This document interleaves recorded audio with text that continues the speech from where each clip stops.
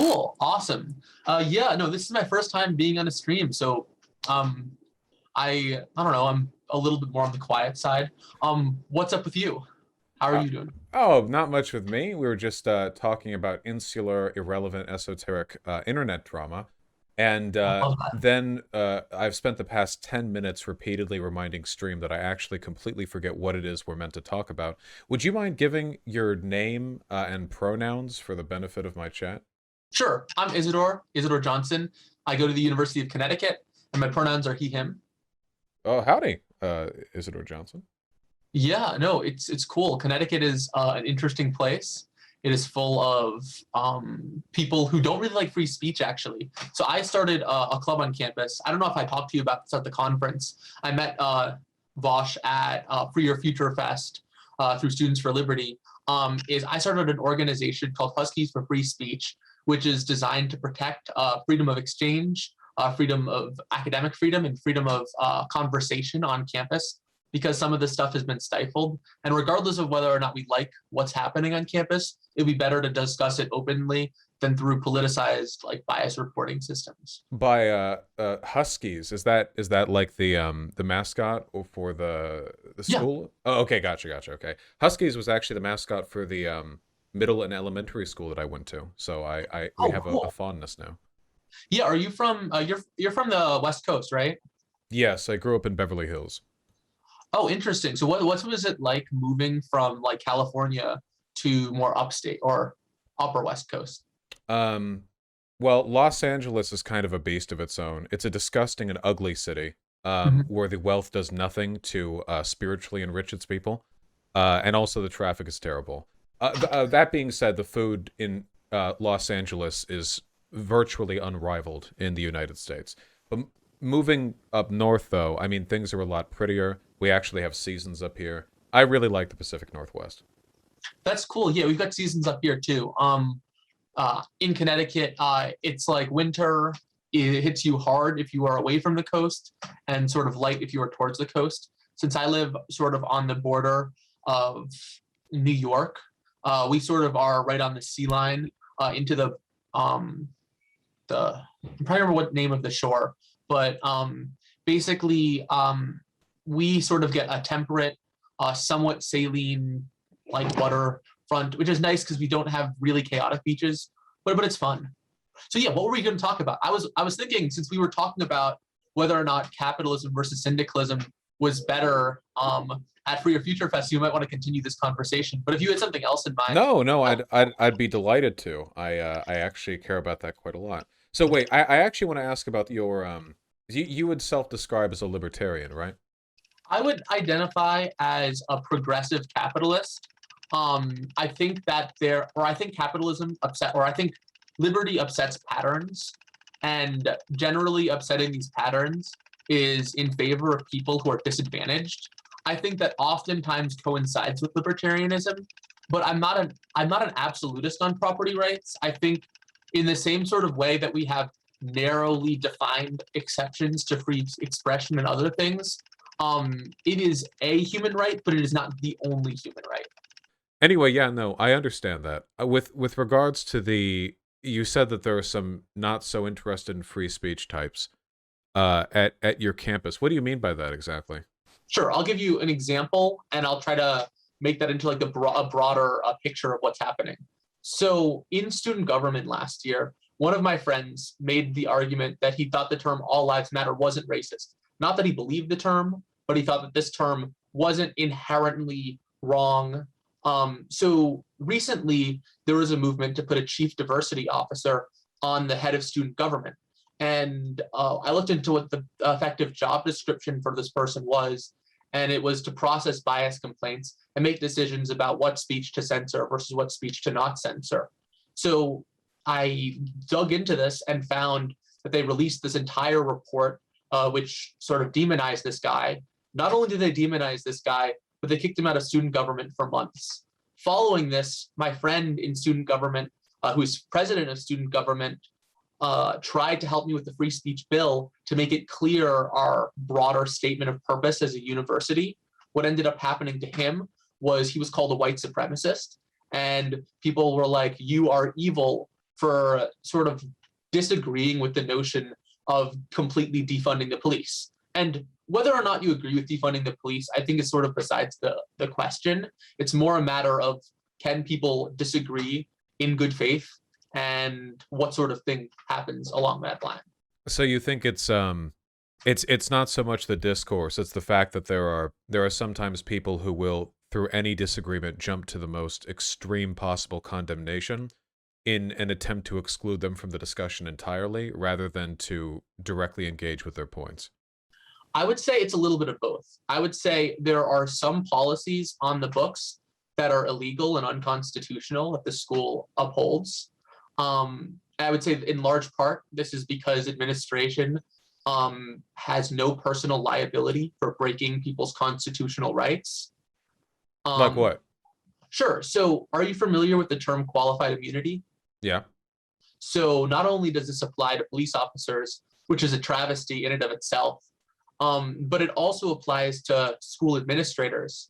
So when a college decides to make a blatantly unconstitutional speech code and specifically target an individual who is dissenting, and this isn't only in political cases too. Like there was this case where an administrator wanted to build a parking garage, and an environmentalist student thought this was a waste of money and was bad for the environment. And so he put up some posters sort of dissenting and explaining why this was a bad idea. And because he talked about wanting to kill the bill, that the administrator decided to interpret that as wanting to kill the professor, or not the professor, kill the administrator. And that was then later used as an excuse to expel the student, despite the fact that the student. Yeah, and so broadly speaking, like these policies that are in place add to this climate, but they aren't the climate themselves. I think it's like a combination of the policies and the norms that take place. But I think that by changing the policies, we can also change the norms. Okay, so I don't know if I'd really ascribe any of this to constitutionality, because I'm pretty sure that as long as you're talking within the discretion of the university, you're not necessarily protected from the consequences of your speech, even if it's a state university. But I think, because we've had problems with this as well, at least with the colleges that I've been to, the college then the university, where it's really difficult to manage speech in these environments, because on one hand, first of all, students are rowdy. College students are rowdy and politically opinionated, which they have every right to be. Great, fine, whatever. They're going to take very seriously a lot of these issues. And I think that there should be consequences to the things that you do in university, both as a student and an administrator. If you're an administrator and you're pushing some racist ass shit, if people want to call you out in that, yell at you when you're between classes, put signs up, whatever, I think that's well within your right.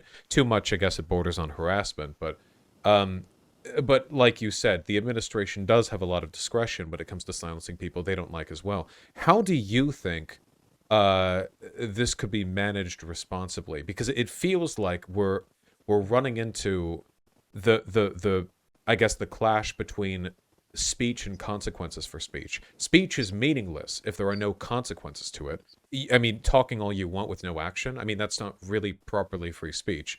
You need to be able to have sort of affect consequence. But of course, if you do that too much, you have a silencing effect. Yeah, no, I think you're right that you can't completely divorce speech from the consequences as a result of it. But I do think in general, you can create systems that prevent administrators from being the one who administer these consequences. So I wanted to correct you a little bit in the sense that administrators do not have the ability to punish political speech.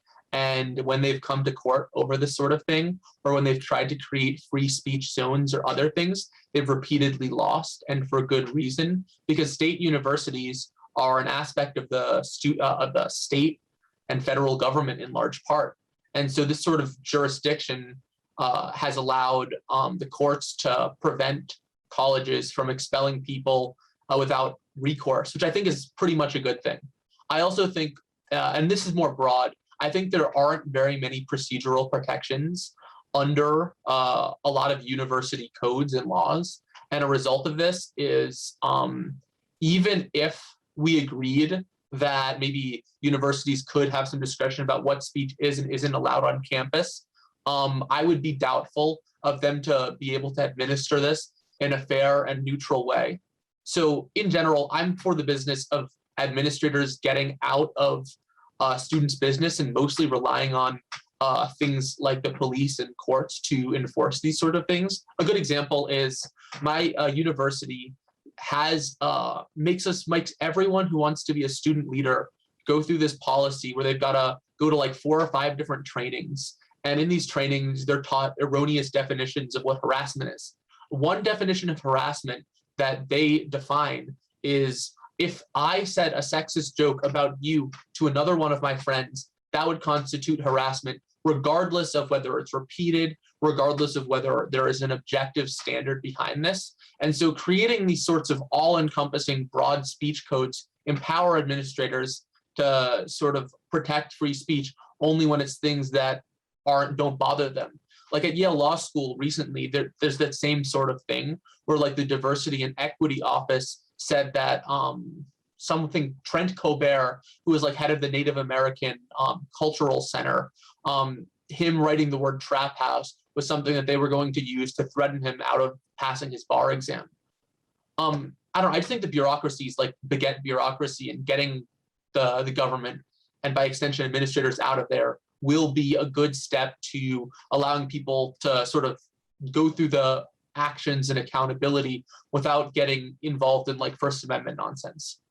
Well, I do know there's at least some truth to this that I've heard adjacently, because I know, for example, that the way the campus police are organized, it's usually just a way of preventing bad things that happen on campus from getting into real crime stats. So like campus police are usually very insistent on covering stuff up, on keeping things quiet, on keeping records internal, because of course if it gets referred to the actual police, then they lose the incentive to control the situation. The regular police do not care if the news publishes a headline "rape at X university," but the campus police absolutely do.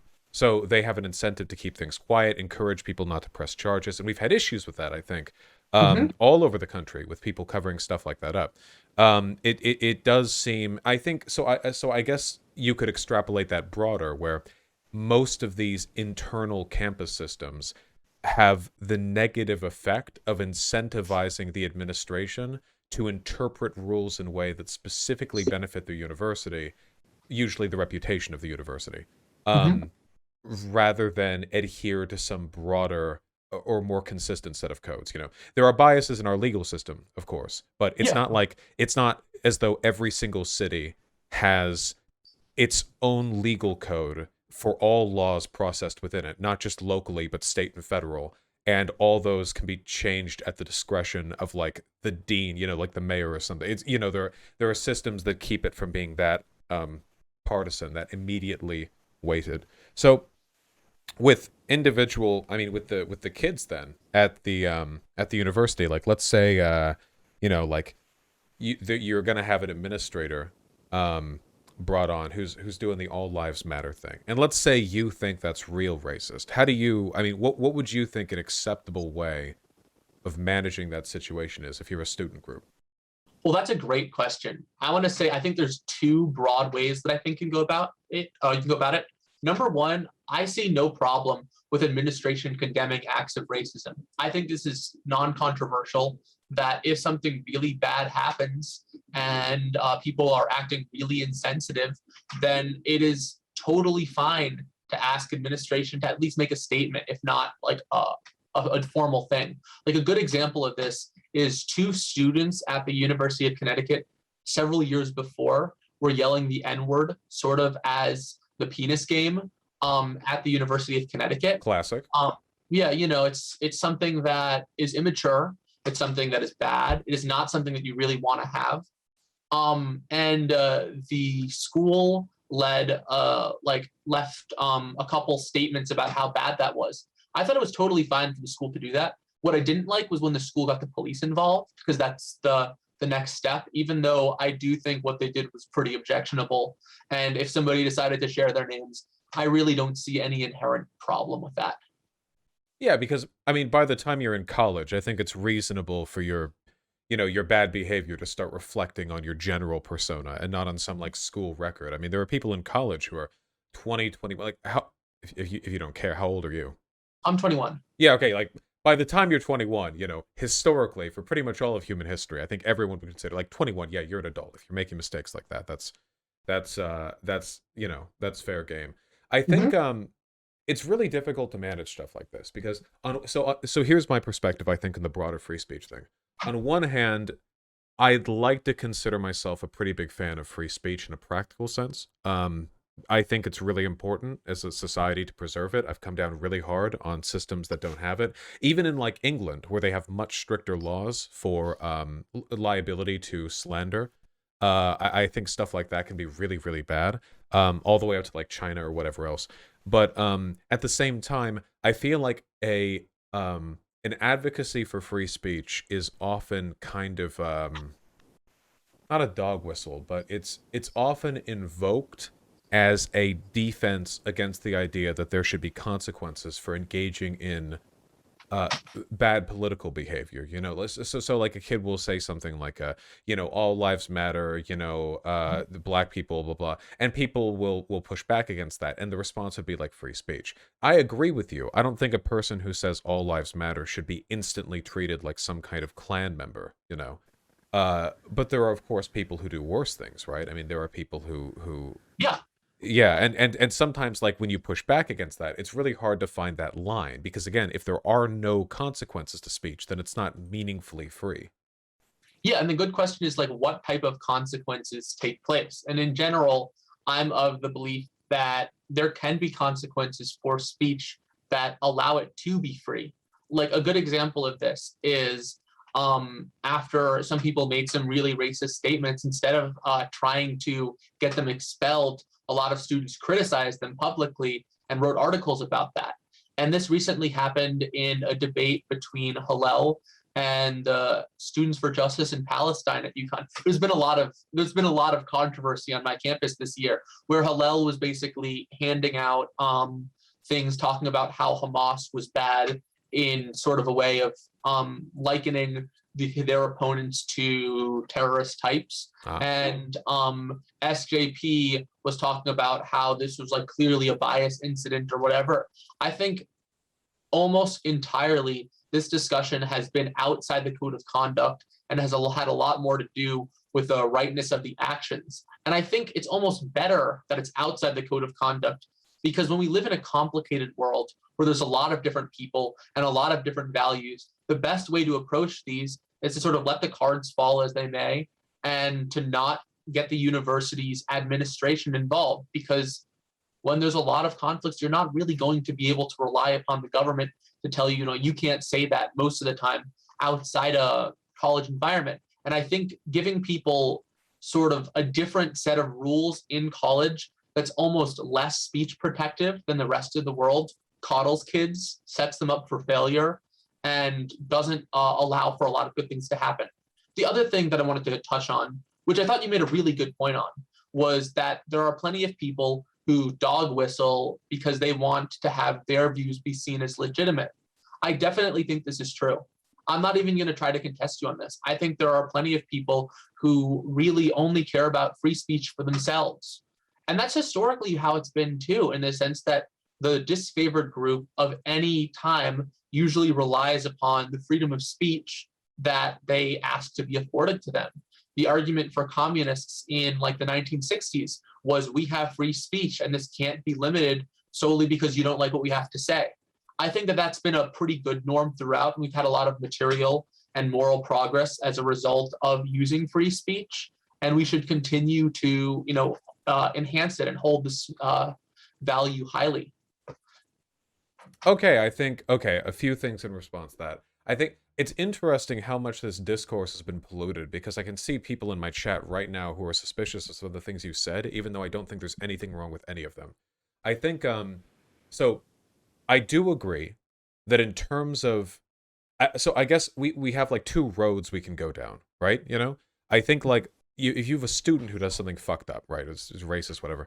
I think that first of all, it is important to encourage people to respond proportionally. Now, saying that means nothing. These are college students. It's never going to Yeah. happen. But as a concept, that's important. But also, I think I agree with you in the sense that you're not only setting a better standard, but also a better precedent by trying to manage the social consequences of that behavior rather than appeal to authority to get them removed, you know? So I'm imagining like two scenarios, right? Like, say you have a guy who does something like racist in a campus, but not like nothing that would warrant harassment, nothing the police would ever need to get involved in, you know? And you have two roads. And one of them is one in which, as you said, um, you know, there's like a call out in like the student magazine, or like it's very well known around campus, like their name gets around, which is fair. There should be consequences, you know. And there's a social stigma against that person. That can often be quite cruel. I think sometimes even crueler Mhm. than expulsion, but it's also not only historically what we've done, but it's very real. And I think a much more weighty response. I think it has a better heft than appealing to the administration to get them fired, especially because the latter response has the potential to get them like made into a martyr. We see these news stories all the time, you know. Conservative student on X campus says all lives matter, is bullied by anti-free speech students into, you know, the administration fires them or whatever. Um, and what that does is now that student is removed. They're isolated from the social stigma. They're more likely to be pushed towards the right or towards whatever circles wouldn't have an issue with him doing whatever in the first place. This isn't a matter of deplatforming because they're students. It's not a platform. It's a matter of social exclusion. I Mhm. think I can agree with that. So what then? What if it was a member of administration? What if there was a member of administration, say a professor? Let's leave tenure to the side. I know that gets complicated, but let's say they're, I don't know, they're a history teacher and they're saying stuff about the Native Americans that comes off pretty distinctly uh, like a racist, almost phrenological condemnation of them. You know, like, oh, they weren't smart enough to find out how to make guns, that sort of thing. It's bad history, of course, and it is racist. So if you were in a position like that, like, do you think the students would be in the right to get them fired because that person is in a position of power, or? That's a tough one. And I think that largely relates on how much of a group right academic freedom is. So, to give some context, so academic freedom is a little bit different than freedom of speech broadly, in the sense that that covers more of the group right of professors to sort of research what they want and study what they want, regardless of what administration or the students think. So, like a good example of this is some would argue that James Lindsay, Peter Boghossian, like the people who came after CRT by trying to hoax this, were doing something that is protected. Other people see this as, since you're hoaxing information, you're not being a good member of this community, and that's sort of a problem. Generally, academic freedom does not really accept things like plagiarism.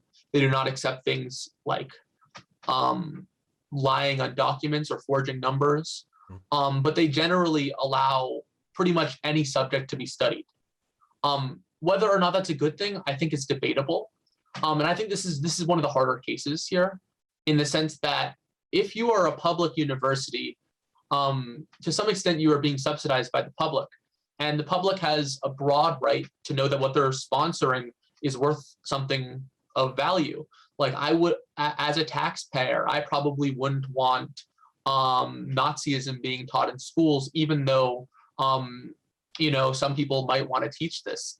At the same time, though, we shouldn't really have it be easy for trustees and state legislatures to go after individual academics when they say something that's polarizing. A good example is Nicole Hannah-Jones. I know a lot of people are really upset that what she wrote about the 1619 Project and thought she was unpatriotic. I'm not making a stance on whether or not that's the case, but insofar as whether or not this is like an important thing, she's clearly doing her research. And when you let the legislators have control over this, they sort of choose their own biases. So ultimately, academic freedom is tough, and it depends on like how you think about it. I yeah, I because so the issue here, you know who Noam Chomsky is, right? Hmm. Well, Yeah. he's a like a hardline free speech extremist. He's very much in favor of like if somebody's in education, just they go forward, you know. And it's because he was around back in the 50s when, you know, McCarthyism, blacklisting, he saw colleagues being excised from their academic positions because of their political beliefs. Nowadays things are different. I mean, it seems like academic exclusion is something that is always going to be abused um, Hmm. to the greatest extent possible by whatever bad faith actors are in power, you know? And I know that it's been done by the left as well in some circumstances, though nothing even close to McCarthyism level, you know. We've all Hmm. had our Joker moments.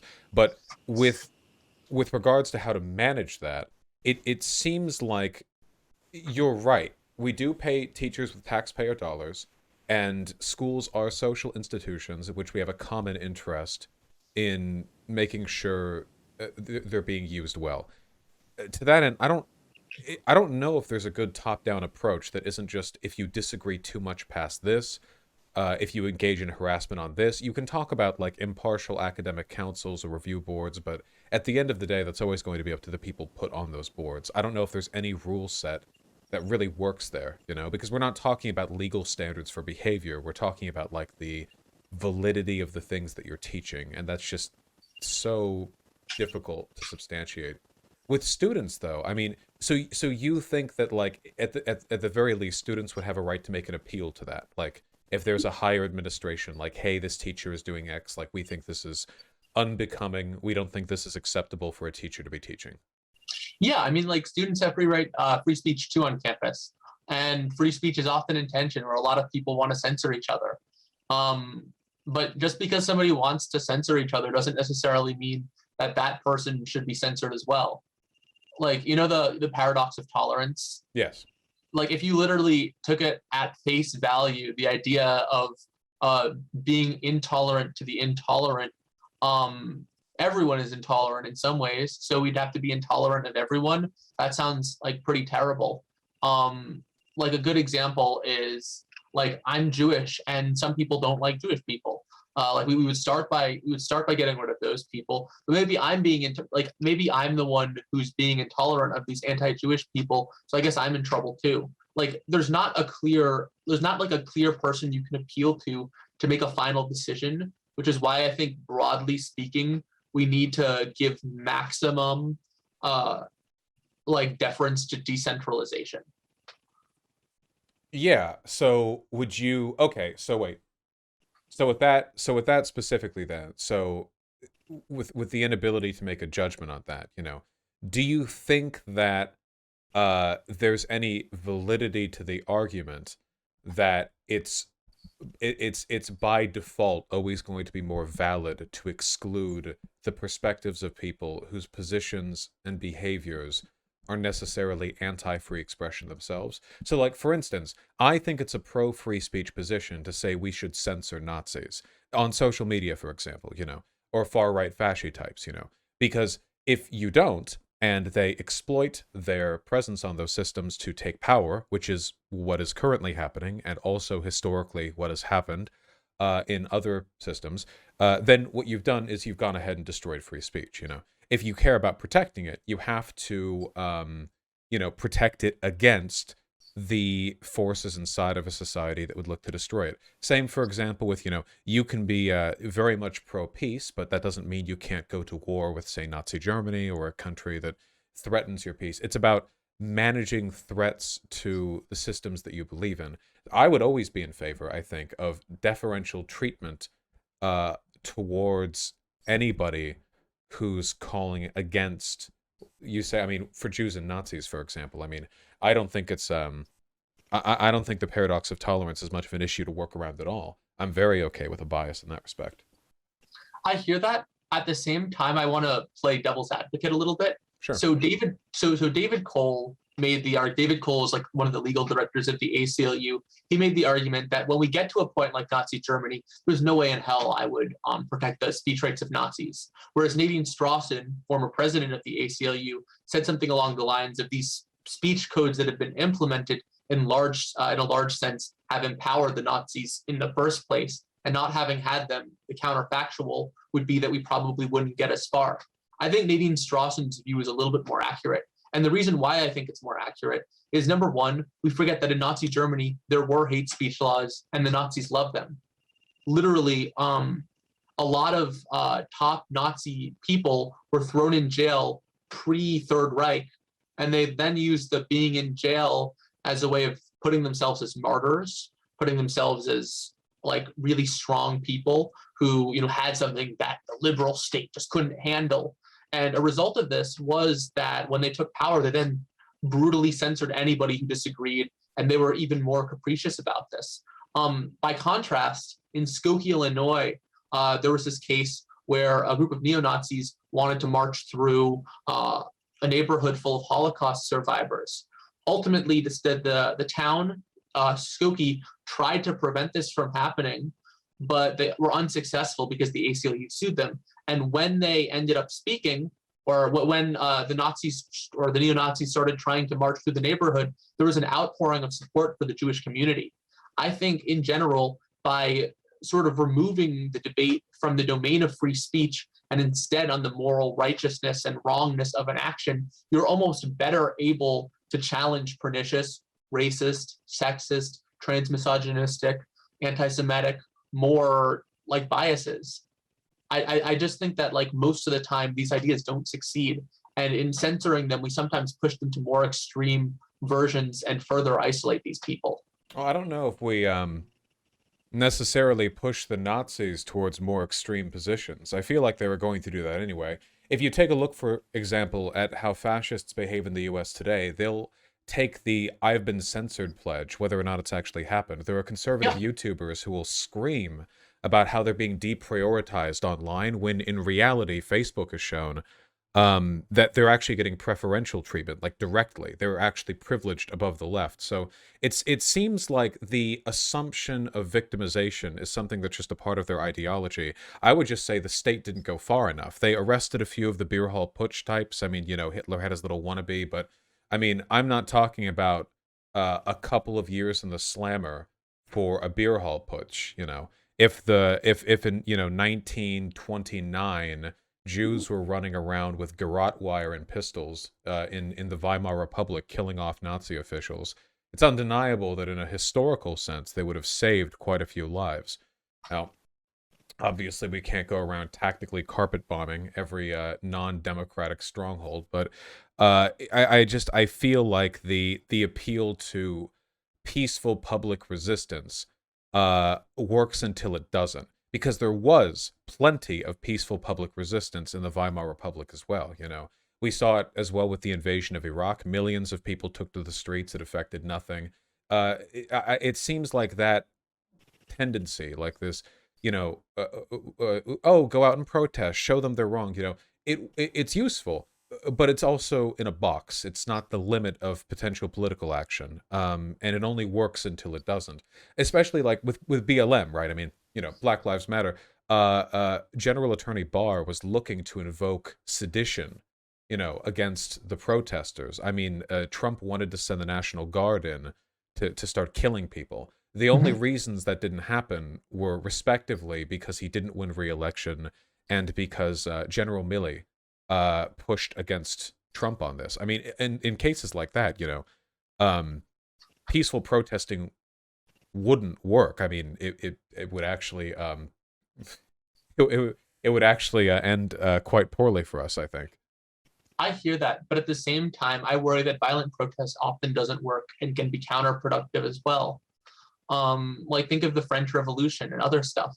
I think there's a strong argument to be made that peaceful protest, for better or worse, tends to work a little more of the time than violent reaction. And this is one of like the really, I think, tough tensions at the heart of the liberal project, which is like on a fundamental level, how do you deal with oppressive people? Because there isn't a good solution to this, because you know sometimes people are battle hardened and willing to pretty much do whatever to other people, and so peace doesn't really work as well. But at the same time, when you go to a violent situation, violence begets violence, and oftentimes this further radicalizes and makes people worse. My partial solution to this is to note that the empirical literature suggests that some types of peaceful protest are very good at turning the hearts and minds of almost everyone else against the oppressor. A good example is in the civil rights movement. MLK is a clear one. Like, these people were dressing in suits and they were just marching down the street to just show their civil rights. They were violently attacked, and these people were clearly upstanding citizens. There was a fair amount of America who was still racist at the time, who was like, I still think Black people are subhuman. I still think that these people are gross and bad and whatever. But these people are just marching down the street in suits. Like, is this really how we want to go about things? And I think that, like, sort of appeal to morality, appeal to not like killing innocent people, has worked in a variety of contexts, from British India to some degree, to South Africa, to the United States. And I don't think that violent revolution works as often. But if you want to correct me, I'd love to hear something. No, you're not incorrect at all. I don't have an issue with peaceful protests. They do tend to be more effective. My argument is that they're not the totality of our political options. I think that sometimes you have to take further steps. A good example would be Reconstruction. After we won the Civil War, we should have rounded up every slave owner and political leader in the South and shot them in the back of a head, given them a slave's grave. But we didn't. We let them keep power, and because of that, they maintained that power. And there is a direct ideological line from what they believed before the Civil War to what they believe now, in terms of their political positions, the advocates. I mean, everything that came out of the South after that, the Jim Crow laws, the poll taxes, the grandfather clause, everything. The Daughters of the Confederacy. It's a direct ideological descent. Now, the Germans were better about this. They did a much better job purging Nazism from their from their government after World War II. But they could have gone quite a bit farther as well, because there are quite a few neo-Nazi groups within the German military and police. Especially, apparently, the military quite a bit. They have like paramilitary training camps they have out in the woods, where like dozens and hundreds of soldiers and police officers will, and that can be quite dangerous. I mean, brewing radicalism in the military is pretty much like the number one way of a military coup arising. I don't think it's going to happen tomorrow or anything like that. I'm only saying that when you allow some of these beliefs to sit insidiously in a system, I feel like you are leaving a lot on the table. That sometimes it is acceptable to just flatly excise some types of behavior. We do that to an extent, after all. With protected classes in the U.S., you can't harass a person over protected characteristics, race, gender, blah blah, and that's good. But what that is a political decision, essentially, to treat racism differently from other kinds of being mean. We only arrived at that, and that was a controversial decision when it was made too. It was controversial when Canada added trans people to those lists of protections, back with Bill C-16. We're making political choices there to distinguish, essentially, conservative forms of political bias, and to recognize they're uniquely harmful. I know you can be left-wing and racist. I know, of course, protected classes protect men and white people as well. But, the left, I don't think, makes racism or sexism or gender traditionalism its core messaging when it comes to these, when these types of things. So all I'm saying is, we've already decided the paradox of tolerance. We've already decided where we sit on this. We clearly think that some types of behaviors through political weight are worse than others. We can push that a little bit farther, though, I think. Social media companies have their TOSs. They're more likely to ban you, if you're far right than far left, because far right types tend to be racist. This is a chilling effect, but I think it's a good one, not just for their profit margins, but collectively for society. And if we can extend that there, legally, what about a clause which allows Congress members to be excised from their seat if they're found to be anti-democratic, that there's like some kind of judgment that can be made, not just for sedition or high treason, but if they're anti-democracy, if they disbelieve in the project of democracy, that could be something they could be tried for, specifically as political members. I'm not a Uh, legal expert, but you know what I mean, right? yeah, I would be very worried about that actually. And let me tell you why. Hmm. So I think democracy in all spheres of life might not necessarily be a good thing. I think, for instance, democracy on something like birth control would probably not poll very well. I think, for better or worse, it's the case that most people in the United States are somewhat socially conservative. I would argue that broadly speaking, attitudes towards race are somewhat more conservative than people let on. And a result of that is if you were to sort of create this like democracy in all spheres of life, I think you'd run into a situation where any bias that had the majority of support would ultimately be in control in large part of what would end up happening. Oh, Like, just to clarify, sorry, just so there's no misunderstanding. By anti-democracy, I just mean that politically they're opposed to the concept of like, majority rule, like they're like, or they're an autocrat. They're opposed to the systems that we use. so Um, what about something like minority rights though, or thinking that some things are just fundamentally non-democratic? Like, because like democracy, I think the political scientists who came up with this pretty much said there's a tension between like majority rights, or sorry, majority rule and minority rights, and how do you really balance that sort of thing? well, if there Um, were to be any such clause, couldn't it be determined through a court? I mean, right now you can try a congressperson for sedition. That would require a subjective assessment of their, aid to the enemy or their attempt to prevent the inaction of a law of the United States.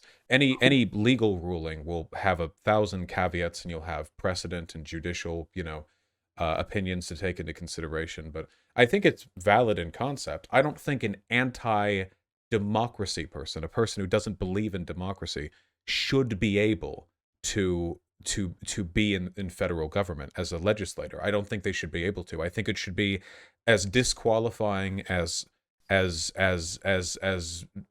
being a traitor, or as being a immigrant or a spy.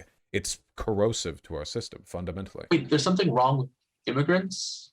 I'm not understanding. Like, I Oh, would think that, can you be an okay, immigrant and a congressperson? yeah, you can. Oh, I'm thinking of the presidency then. You can be Yeah, like a spy then, like but I would argue though that on a fundamental oh, sorry, I level. meant non-citizen. My bad. Okay, like a yeah, no, I foreigner. was kind Okay, of there we confused. go. I was like, oh, Vaush, like, I'm sorry. I'm glad we're on the same page about that. So regarding this, I think the question is, are you willing to overturn democracy to preserve democracy? Is the question you're sort of asking yourself, right? Is it overturning democracy to try Oh, to okay, a let's say congressperson for candidate. sedition? I think on some level you could argue it would be, whether or not that's like right or wrong or good or bad.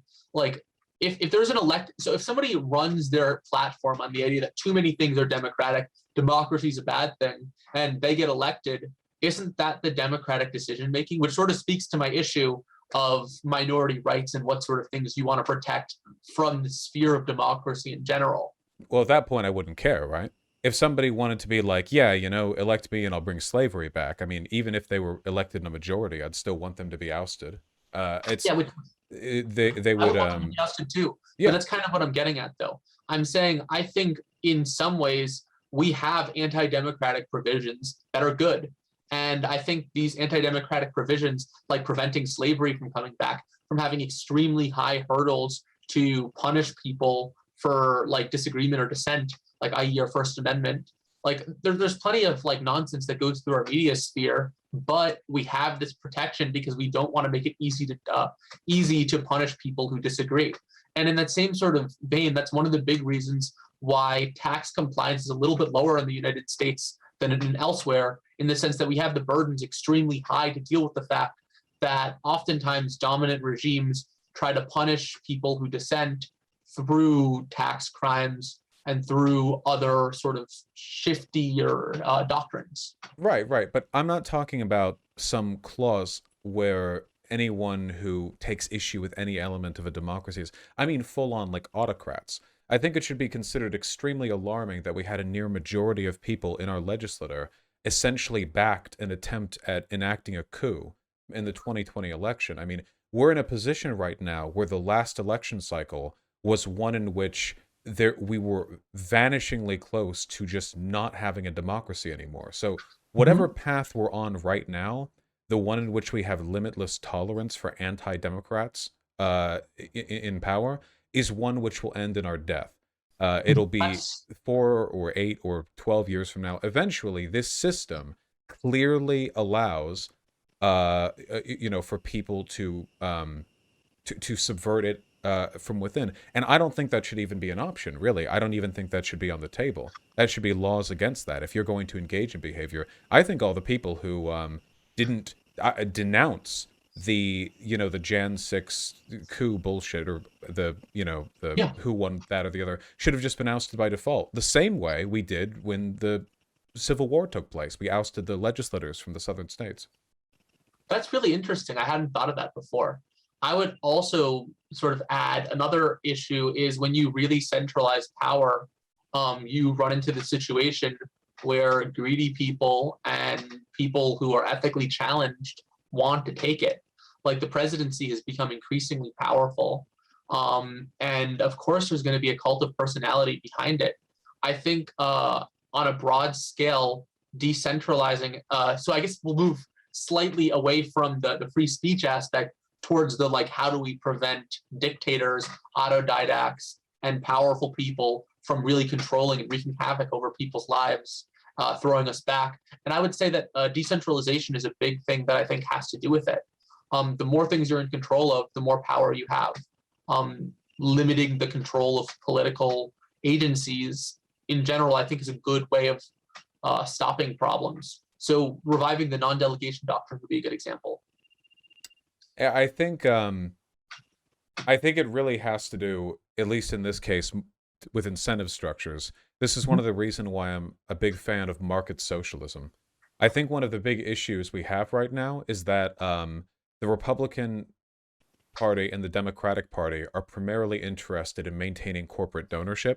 They're able to work together to pass bills that keep the military funding, and they're able to keep the economy more or less on track.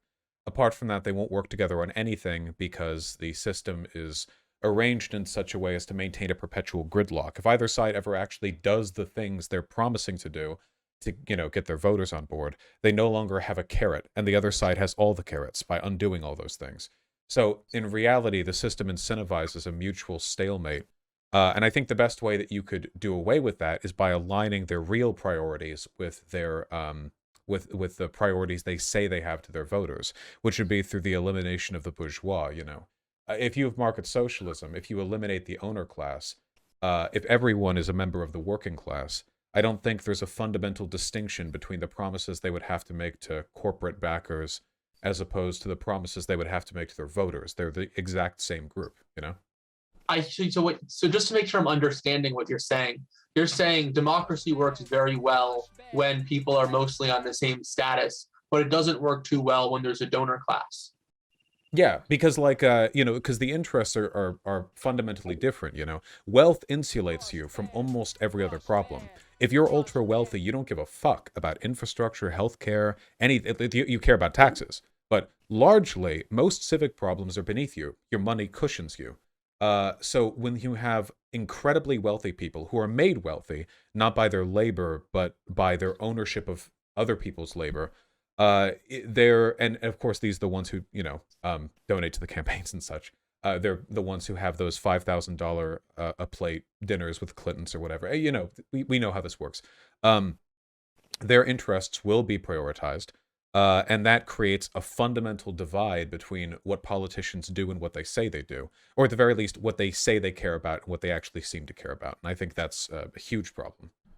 So here's one of the reasons why I don't completely buy that. And starting with a lot of politicians talk about a lot of things that if they were implemented would probably be utter disasters, right?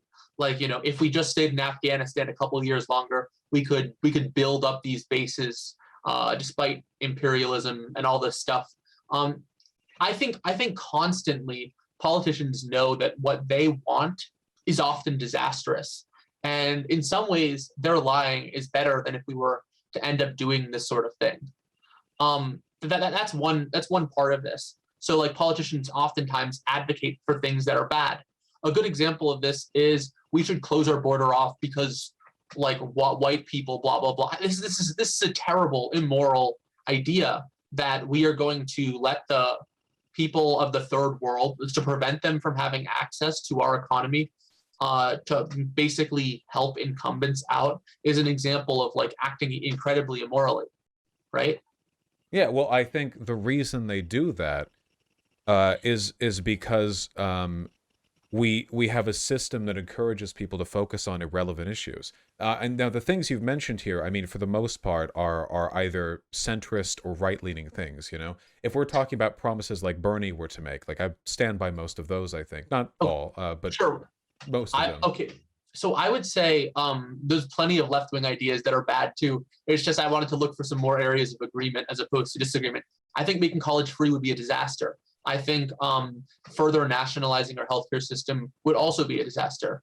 I'm sure we probably are going to disagree about this, and I'm Probably a looking bit. forward. But focusing on the fundamentals, you know, when it comes to the most ostentatious things that politicians advocate for, I think often they do so in an effort to distract people from the material reality of their situation.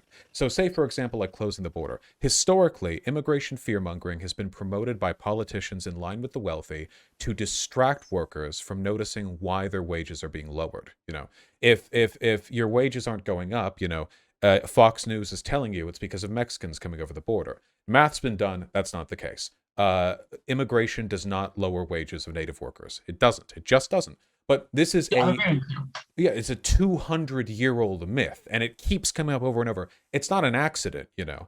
It's the wealthy and the people who work for them are deliberately stoking xenophobia and racism in an effort to get people to look at, oh, like, why are your wages low? Well, it's not us, you know. It's not because we keep lowering taxes and won't raise the minimum wage and et cetera, et cetera. We've killed unions, you know. It's because of them. But all of these distractions fade if we're no longer playing this game of really supporting the corporate benefactors while secretly supporting or while pretending to support, you know, the interest of the voter. If you get rid of that, you have, I think, a much more frank, much more plain ideological discussion. And would people sometimes pledge to invoke things that are bad? Sure, but it's not like that doesn't happen already anyway. Bad policies get put through all the time, and the lack of any policies being put through, the gridlock in Congress is the most destructive thing of all. The fact that we can't even agree to a fucking infrastructure bill when this country is crumbling is like this gridlock is insurmountable, and I don't think it's going to change anytime soon either.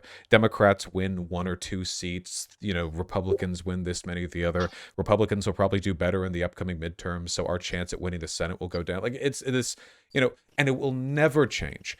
Adding more parties won't fix that either. Yeah, so your argument is pretty much things will never change because the rich basically try to keep their status. And the way that they keep their status is through keeping things gridlocked while lowering taxes. I don't really agree with this characterization of the world, but I want to make sure I'm understanding like your perspective before I respond. Am I mostly getting what you're getting at? The gridlock and the ideological scapegoating keep people interested in meaningless, usually like partisan bickering, culture war bullshit. Yeah. While the central goal of maintaining the military-industrial complex and the corporate apparatus are more or less run unabated with fairly minimal interference. Yeah, I agree with you that the military industrial complex is really terrible. And similarly, the problem of private prisons is ultra bad. But we're kind of forgetting an elephant in the room, which is public prisons and the public industrial complex. I don't think all of it's private. I think on a fundamental level, a lot of bureaucrats gain a lot of benefits and a lot of votes from jobs associated in these areas. And because the government increasingly captures larger parts of the economy, freeing this sort of thing by minimizing the size of government would be something that would be progressive, would be something that would help specifically the poor and would free up capital to produce better things. I don't think What it's the board's industries? what? So okay, so a good example of this is our meat packing industries, because of the regulatory burdens, there only exists like 4 or 5 meat packers in the United States. This creates a lot of concentration and a lot of wealth for the people who own these sorts of things. Like a lot of the economy is captured because people who previously would work in these industries are sort of kept out because of higher barriers to entry. What I'm suggesting is when you minimize the power of government, because government often relies on the bigness of corporations and other things to influence them, reducing the power of government also reduces the power of corporations. Well, this wouldn't really apply if there was no corporate class, right? I mean, if it's all the Um, working class, this particular distinction, the Yeah, but need to. I also think that there's a lot of value to being able to hire other people and to find new ways of doing things. Liberty upsets patterns, and it's really good when people are able to build things and create new things. Like if I want to take a loan from somebody and I have this great idea for a product, I'm more able to do that in a place where I can get access to capital versus not having access to capital. Right. I'm not. I Well, think I'm not disagreeing with any of that. Worker ownership doesn't mean government control. It would still be a private corporation. It would just be owned by those who work there. If they want to go get okay, investment, or if they want to, you know, okay, trade IPs or sure. do this, that, or the other. I am in favor of the nationalization of a great many industries, though. Healthcare being one of them, sure. A few others, transportation, just stuff with externalities mostly. Maybe our energy industry, though that would be a bigger get. Um, but yeah, with it seems like, so I'll agree with you that the corporations are empowered somewhat by, A um, big government. well, yeah, by preferential treatment by the government, but it goes both ways, right? The government and corporations work together to maintain a sort of class monopoly over the interests of the state and its citizenry. And I don't think lessening the government really fixes that problem because it just creates a power vacuum for corporations to fill. Every regulation is potentially, an interplay between the two institutions, but when you reduce these regulations, you have what? I mean, you have corporations working to fill the void. All those meatpacking plants, the situation they're in now ain't great, but the situation they were in 100 years ago with no regulation or oversight was definitely a lot worse. But I also think you're forgetting about the major wealth effects. As we have a society that becomes more wealthy, because even Marxists acknowledge that like capitalism created like a bunch of wealth and stuff. Like not all this went to corporations. Some of it did, but I'm saying I think the biggest like group that is able to claim these benefits is not the corporate class, but the political class. And the political class often creates incentives for corporations to sort of play along with them, which I think like this is an interplay. We're both agreeing on that, but I think what we're disagreeing on is what the ideal would be. And so like let's go back to like the fundamental argument about We worker could ownership. maintain economic growth, couldn't we? I mean, I with if we had worker cooperatives, I think there's a look, lot of. I Oh, have no sorry. problem with people setting up worker cooperatives voluntarily. I don't think that very many of them would be set up though. And I think a good example of why this is the case is like the kibbutzes in Israel, and how limited amounts of worker co-ops in the United States. Is there anything that is stopping worker co-ops from like existing in the United States Oh, now? you're going to get me on my tangent. Yes. Okay. So first of all, there are tens of thousands of them in the country. There is the legal structures that we use to establish them are weighty and unconventional.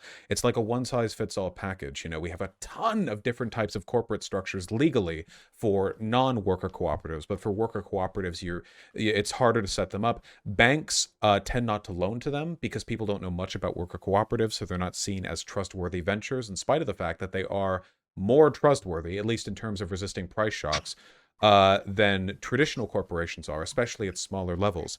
Additionally, the biggest barrier is a knowledge gap. The difficulty with establishing a bunch of worker cooperatives is that a lot of people don't even really know it's an option. When I say like worker cooperative to an average person, I mean they might say like Costco, which isn't a worker cooperative, but they've heard some things like Winco, which is sort of.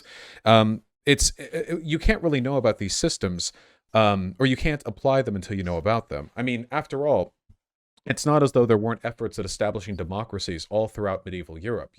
Centuries and centuries of feudalism with pockets of democracy squashed. In those cases, often they were squashed militarily, but nowadays worker cooperatives are squashed by preferential legal and IRS treatment, along with a monopoly on publicly distributed information that assures people a much greater level of trust in traditional corporate structures. I think that not only should we make it easier to start cooperatives, I think we should incentivize them through taxation. It's better for the economy because worker cooperatives, by being more stable, by being generally local, tend to stimulate the local economy, provide higher wages to their workers, and generally like revitalize areas that have been scooped out by like big box stores. And additionally, I think that it's ethically preferable because worker cooperatives are democratic, and I quite like democracy. Okay. So I have no problem making it so that tax disincentives are taken away. I think the level of incorporation like costs are too high in this country. And I think that this creates barriers to entry.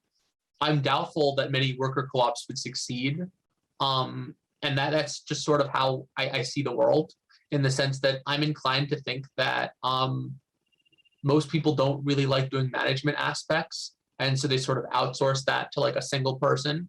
Typically, the process of doing this creates an issue where that person has a little bit more power, which tends to magnify itself. So I think in some ways, like, democracy sort of creates a situation that looks sort of hierarchical.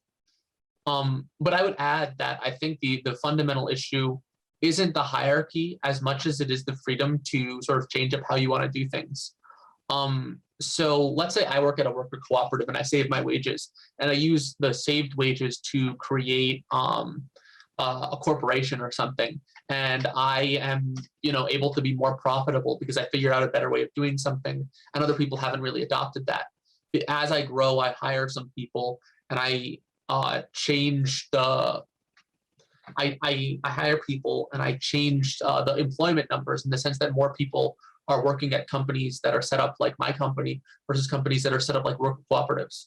My fundamental argument is I think both of these things are compatible with broadly capitalism.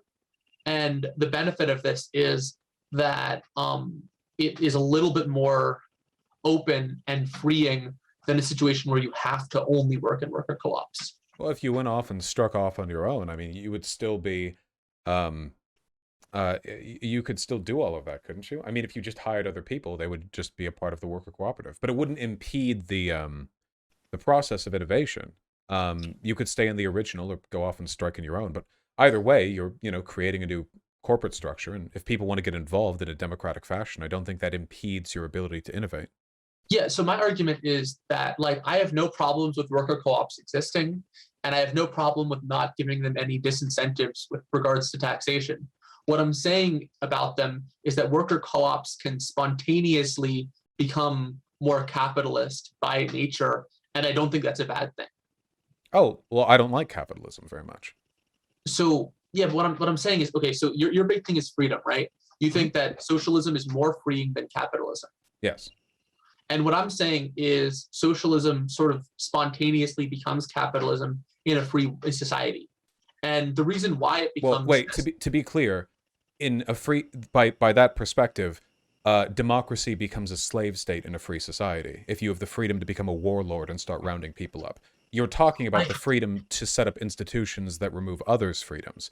But by my perspective, the true freedom is a system which denies anyone the ability to strip others of theirs. And by creating a traditional autocratic corporation, I feel like you're recessing, you're reverting back to an institution that relies on exploitation.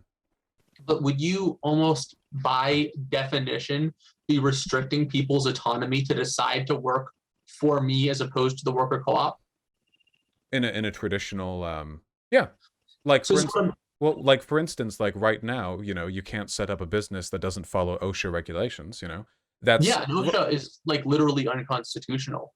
I strongly disagree. Have Don't you we read need people to Cass— be safe? I mean, have you read Cass Sunstein's work? The issue with it is the non-delegation doctrine. So basically, like, you're supposed to be able to have rules that are consistent and are able to be enforced. The reason why OSHA is unconstitutional is not that they don't have any standards, it's that these standards are entirely able to be changed and decided without any congressional oversight or bureaucracies. or through any like democratic means. So I don't know the specifics of their Here, I'll put it in the implementation, chat if but you want. the concept of the concept of having an obligation for corporations to maintain a certain standard of safety is something that I think is quite beneficial. Here, I'm pulling up the thing just for context. If you wanted to look at it some other time. Sure.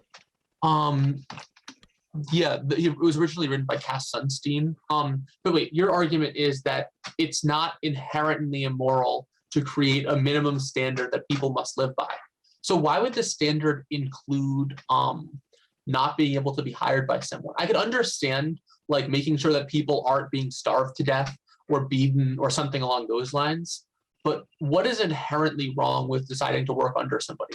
Well, the standard is democracy. You can't create an institution in which you have sole control and ownership of that institution. Wait, why though? Like I'm saying, okay, so I mean, like my house, like if I was to build a house and I didn't invite anyone in, like I would own the house, right? Right. And if I asked somebody if they wanted to like live in the house with me, rent free or something, but they would have to follow my rules, would that inherently be wrong? I don't think so. I would suppose it depends on what the rules are, but not inherently. Yeah, wrong, like no. I don't know. I was like, maybe I was a stickler, a teetotaler. I was like, I don't like drinking, I don't like smoking. Don't do it anywhere near my house. Like that would clearly not be wrong, but it would clearly not be democratic either. Yeah, well, the difference is, in a Marxian sense, we distinguish between personal and private property.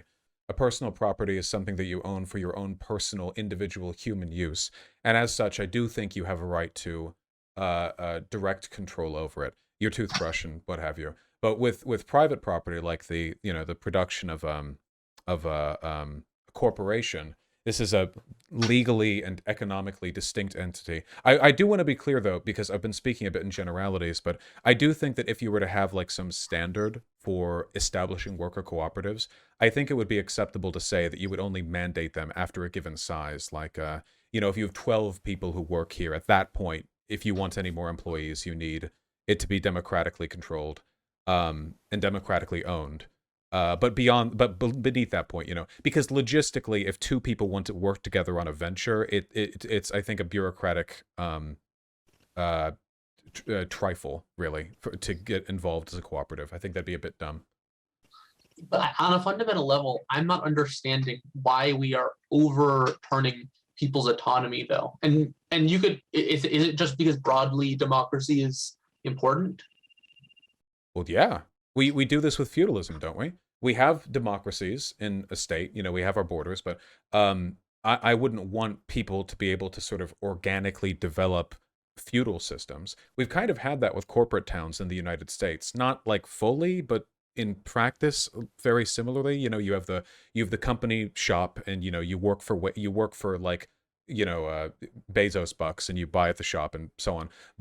And I think those are horrible. And I do think there are some laws against that now. But with regards to corporations, I mean, they're traditionally an autocratic system. So what we should do, I think, especially since the divide between the working class and the owning class is so significant, we should focus on eliminating it by ensuring that at least the vast majority of our corporations adhere to democratic principles. I think it would be very politically beneficial, and it would increase the quality of people's lives significantly. I also think, by the way, that eventually there would be no need for such a mandate, because no sane worker would ever choose to work for a venture in which they weren't guaranteed the legal and political rights of a worker cooperative, But in the early stages, certainly now, I feel like, some legal pressure could be helpful. See, I'd be doubtful though. And I guess the reason why I'm doubtful is, are you familiar with like the Wilt Chamberlain thought experiment? No, I don't think so.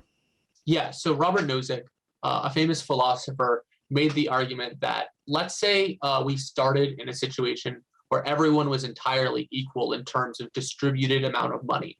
And there's this guy, Wilt Chamberlain, he's in the NBA. He says, I've decided that, I'm going to make sure that people who come to my games pay an extra $5 for this ticket, and that money's just going to me. If he does this and there is an unequal wealth distribution, we don't consider it inherently problematic, do we? I'm sorry. Could you remind me by what method the inequality arrived? He Yeah, acquires the money from the rest? yeah. So he Okay, says, okay, just making sure I didn't miss like some. Okay, yes, sorry. yeah, sure. I'm So he continuing. basically says before starting the season, I've decided I think I should be paid more, Mhm. and my team agrees. So what I'm gonna do is when I'm gonna play a game, if you want to see this game, you have to put an extra $5 into the ticket, and that $5 just goes to me because I'm an awesome basketball player. Mhm. Is there something wrong with like a large amount of people doing this and the corresponding level of inequality after? Yes. There is. Yeah, absolutely. On what basis? Because I think we're presupposing the existence of political and economic structures that validate that currency.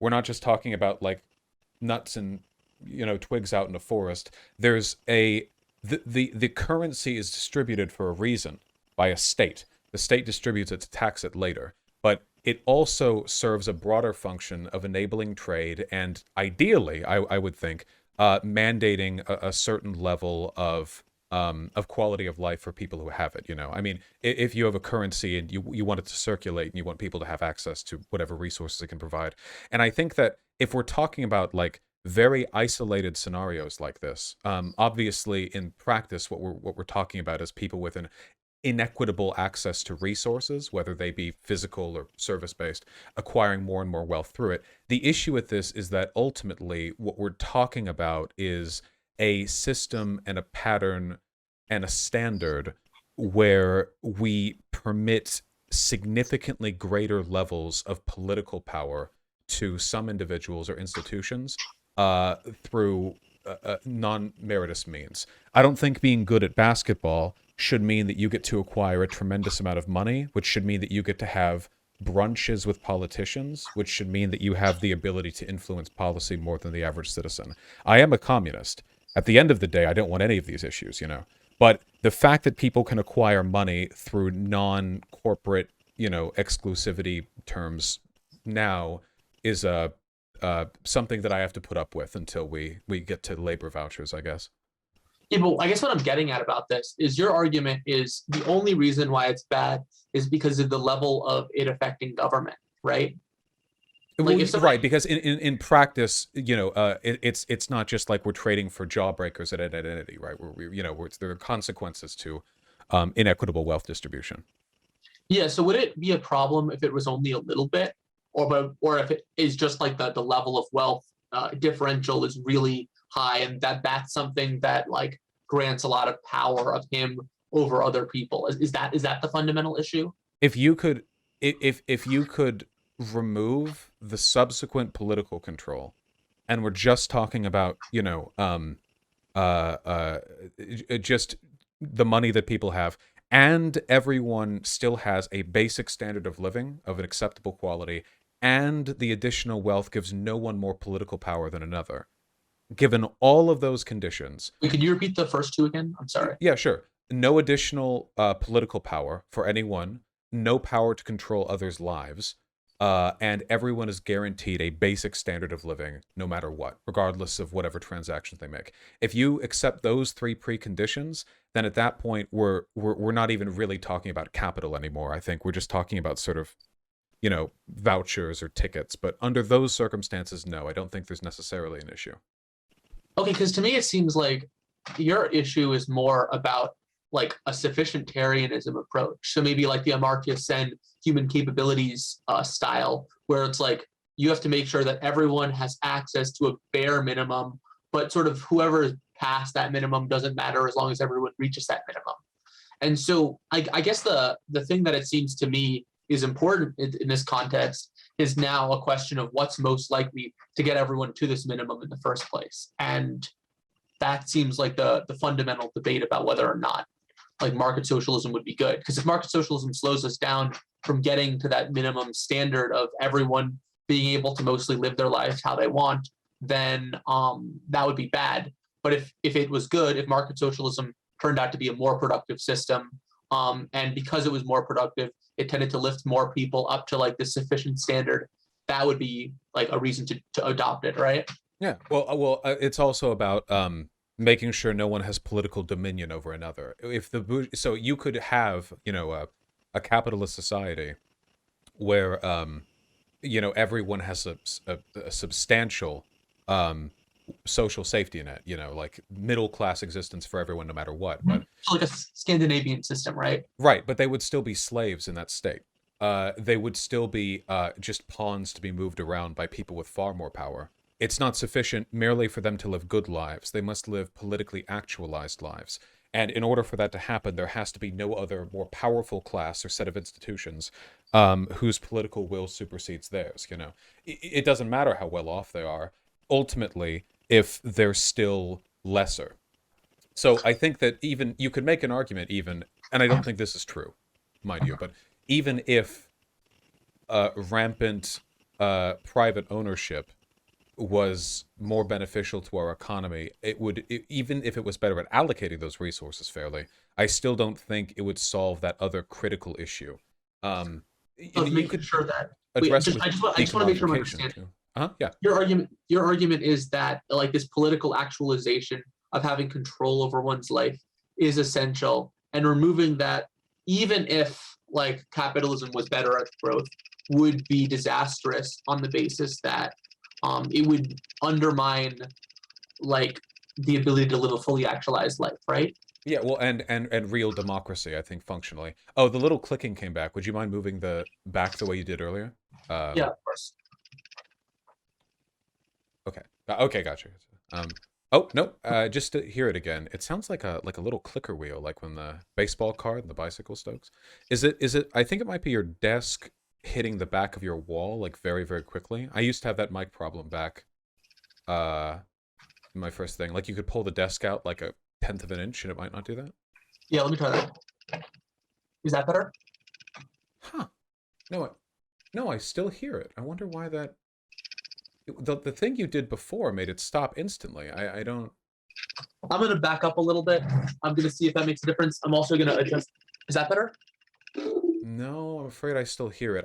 I wonder if it's something internal. Maybe you should just give your laptop a smack. Honest to God. Oh yeah, let's do it. Oh. That better? Yes. Oh yeah, I'm telling you, the smack did it. Okay. Yeah, You're yeah, right. that actually worked immediately. Okay. Okay. So, sorry, you said you wanted me to say something, clarify something. I didn't mean to Yeah. interrupt. So just to make sure I'm understanding, because I'm glad that I feel like this debate's been really productive, and it feels like we are really trying to understand what each other is saying. Yeah, no, I'm having a great time. Absolutely. Awesome. Yeah. So your argument is that in order to live a fully actualized life, that life needs to be political. And the reason why it needs to be political is because the idea of somebody having more power seems to like fundamentally be unjust. Yeah, it would be the same argument that I would make for the Soviet Union. Because, for all their claims to worker democracy, in reality, most of the economic decision making was made through the party. Now the party, the way you got elected to the Communist Party was complicated and variable, but they were essentially an elite political class. And I really don't think there's much of a distinction between what they did and what capitalist owners do in our system today. The only difference is that the methods by which you become a member of that group in our country is much more transparent. And there's not a direct membership card. It's just a sort of general participation in the system of control which exists above the working class. Of course, with the Communist Party, they were all official about it and they had their uniforms. But in both cases, I would say, as long as there's another group making the real decisions, an unelected group at that, mind you, we don't elect our wealthy, and we don't elect they didn't elect their party members. Then you're not really living in a democracy. It's like a pseudo-democracy. They'll always be the ones telling you what to think through corporate media. They'll always be the ones limiting your choice in the Overton window, manufacturing your consent. They have every incentive to do so because their interests are set and not yours. So they can give you any narrative they want as long as it leads you to vote for whatever perceived policies you think they'll enact. Okay, so you think that this creation of like, let's call them an ownership class, because that has some associations with capitalism, but also with government more broadly. And it's something that maybe I don't agree with, but at least I can understand how you're coming at this. Okay, so to me, it seems like the issue of ownership is that if you are in a free market system for the most part, the way that you obtain this wealth is from having to get people to consent to purchase things from you with the amount of currency they have, right? And to me, it seems like the level of like voluntariness is a pretty key distinction between maybe a private property regime versus a public property regime. And I'm curious if you think that's illusory, and maybe why you might think that. I think it's illusory, in large part because it is inevitable that both arise, and there's not really a relationship between the products we want and the people we want to be powerful, right? I mean, people buy products for a million reasons. What we have accessible to us, what's cheapest, what appeals to our personal biases, what advertisements we've seen. But we don't buy something thinking, I hope that, Derek Johnson on the board of investors does a great job next year explaining to the president why they believe they should, enact subsidies. Like there's a complete disconnect. It's true that with the, the Soviet model, if you have, the party infrastructure, you don't even have that. But you can make an argument that, and historical accounts vary, but there was some pseudo-democracy even to party decision-making and electorate, because many of these party members would claim to be, and sometimes actually be, try to be representatives of what they thought were the interest of whatever, group or commune they came from. In either case, I think the emergence of a separate class is inevitable. But the only separate class, or if you could even call it one, would be the people we directly elect to directly do the jobs for us. And that everything beneath that should just be one massive, ubiquitous horde of people who have identical economic desires. Politically, we'll all bicker and, there'll still be racists and anti-racist and shit, but at least the arguments will be genuinely oriented around those beliefs rather than a proxy for the economic positions we're always sort of gated into. You know what I mean? I hear you, but I'm not sure I agree with you. And I guess the reason why I'm a little bit doubtful is because I think there are non-arbitrary reasons for differences in wealth on the basis of productivity and stuff. So I am a firm owner, right? I'm not actually one now. But in the process of becoming a firm owner, as I'm trying to go about creating this business, if I am going to be doing something that is not of use to my fellow man, I'm not going to be making very much money if we are in a free market, because that person has to want to agree to work with me. And what I'm saying, how did you come to be that firm owner? How to come? Well, number one, let's say we were in like socialist or in market socialist land. I saved some money, and in my spare time, I opened a business on Amazon, but it's socialist Amazon, Samazon. And in socialist Amazon, I started selling sneakers that I started drawing, right?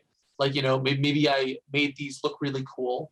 And because I was pretty good at this, I ended up making a fair amount of accrued like interest and benefit from the labor I did.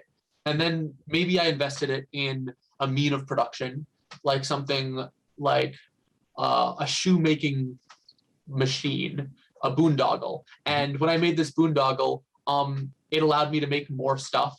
And there's still like a high demand for this. In this sort of situation, I don't think like to the point of owning a mean of production is inherently wrong. Nothing you've described thus far I take issue with. Market socialism, I guess the step I want to make at first, it doesn't involve total decommodification. If you're doing this work on your own, I think that's a legitimate use of your capital. If you brought other people on, though, eventually I would expect it to be a cooperative endeavor. Yeah, what I'm getting at, though, is I don't think there is a moral distinction between somebody who is like hiring a couple people who all decide that this is the best action for them and working in like a socialist collective. I think insofar as you limit the power of politics, this isn't a problem. And I also think, what? I was also going to say. No, you, please. My apologies. I was also going to say, I think insofar as capitalism has been pretty good at creating a lot more wealth in society and has been pretty good at helping the extremely poor, I consider that mostly a good thing. Okay, well, it's the issue. There are a few things ultimately, I guess, a couple of layers built out here with regards to my preferences. With it's undeniable that capitalism has been a beneficial economic step from feudalism. I wouldn't deny that, or mercantile capitalism, if you want to be specific. But I eventually things change. I think the issue is that liberalism, the Enlightenment, talked big about quite a few values, reason, autonomy, liberty, fraternity.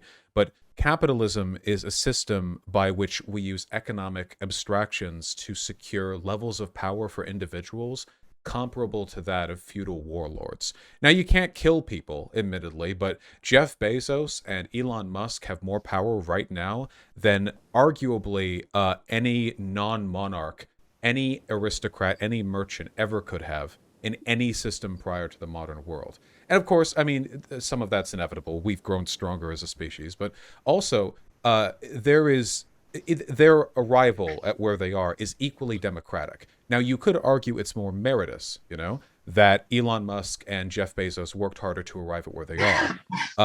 But I don't care, because at the end of the day, if merit is the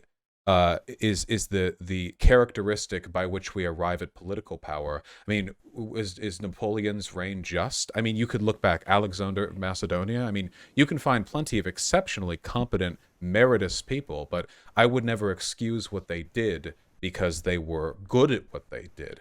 Democracy is a system which ensures that power is brought about by the mandate of the people. But we have, in addition to our political system, this entirely separate system of power, which sometimes seems to be way more relevant because I don't interact with my government, ever. I go to the DMV sometimes and I vote every 2 years, but apart from that, not really. Whereas economically, if I wasn't doing this live streaming, I and everyone else would be working 8 hours a day. We have direct contact with an autocratic system over which we have no control on a daily basis, but the government, which is democratic, sometimes is, out there vaguely.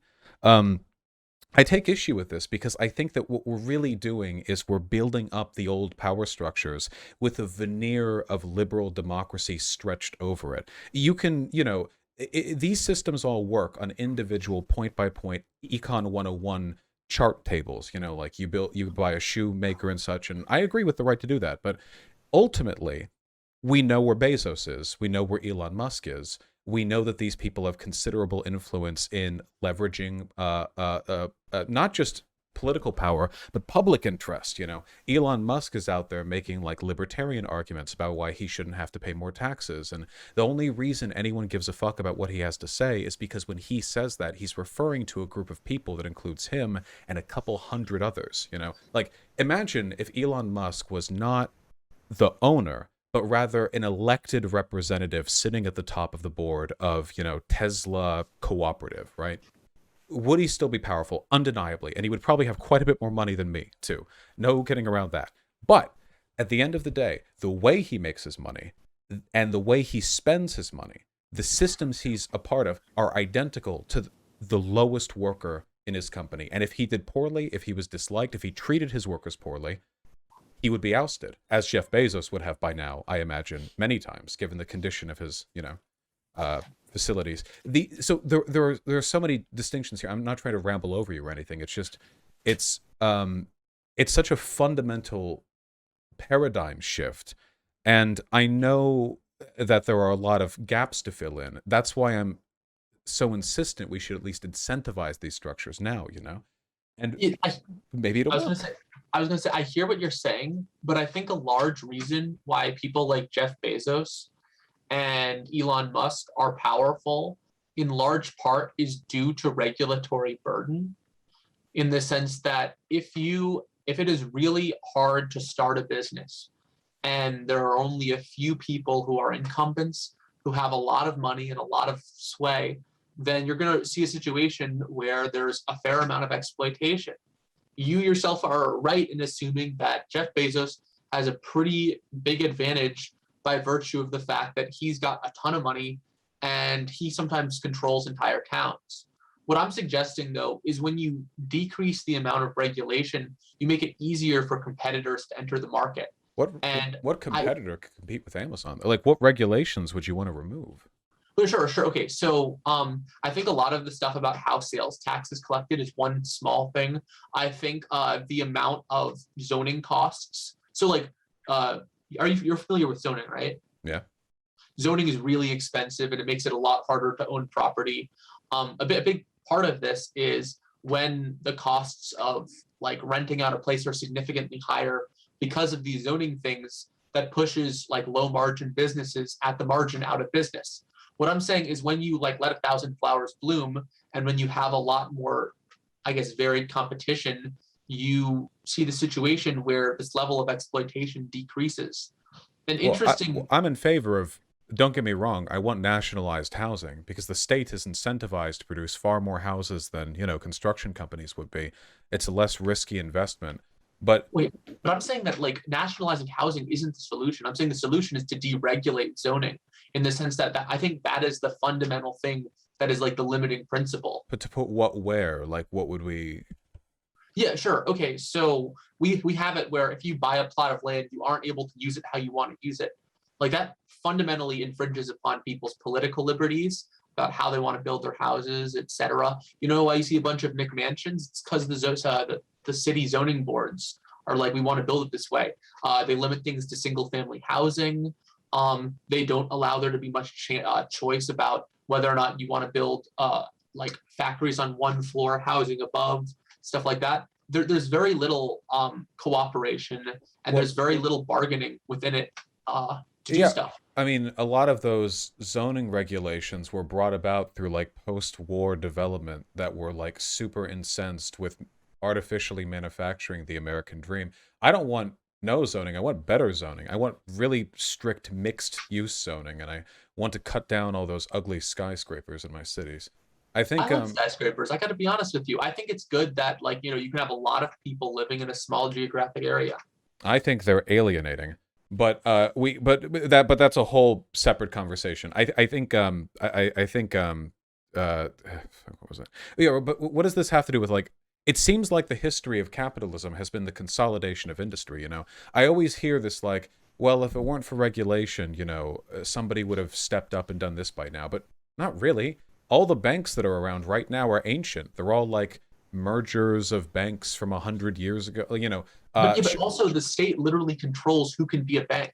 Like the state literally says we have charters for six banks, and not only do we have charters for six banks, but in the 2008 bailout, literally like the president of finance at in the Senate basically called all the heads of the banks up and were like, "You're all going to take this loan, despite how responsible you as individuals are."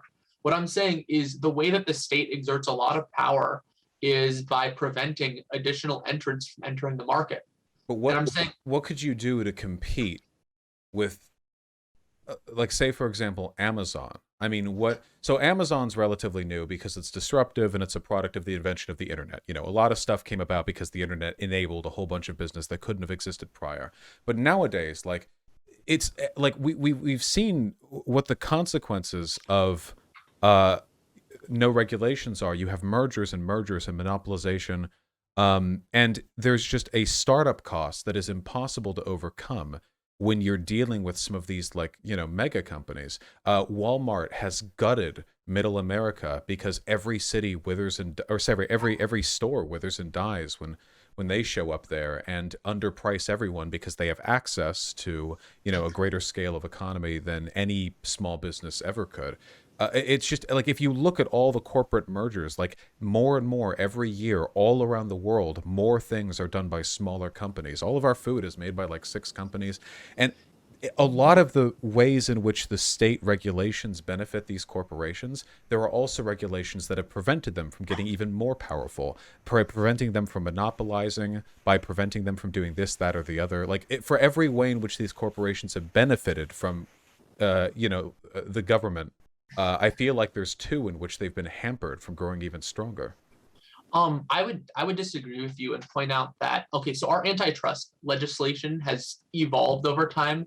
It used to be like the Kenneth Arrow, Theodore Roosevelt, bigness is problematic, but it sort of switched over. I think this guy named Richard Posner wrote something called The Paradox of Antitrust, where he pretty much makes the argument that sometimes bigness is not worse.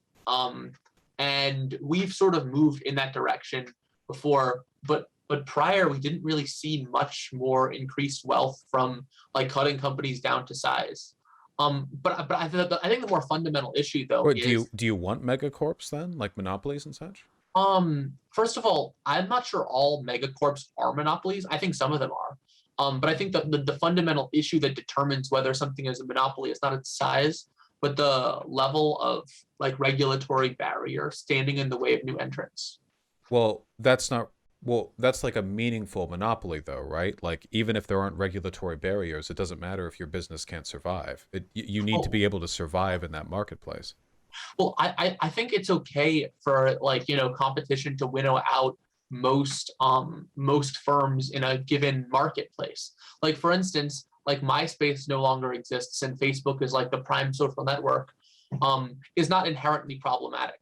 It sort of gets a little bit problematic when it's like there are laws against building certain types of social media company and it takes like thousands of hours to file paperwork to start up this sort of thing. But even if you could Um, start one, it wouldn't succeed. I mean, I think and it's an yeah, issue all our online contact is controlled by like 4 or 5 corporations that all have backroom deals with the feds to give all of our private info to them and to advertisement yeah, companies. no, and it's a great way of circumventing our Fourth Amendment rights. I think it's fourth.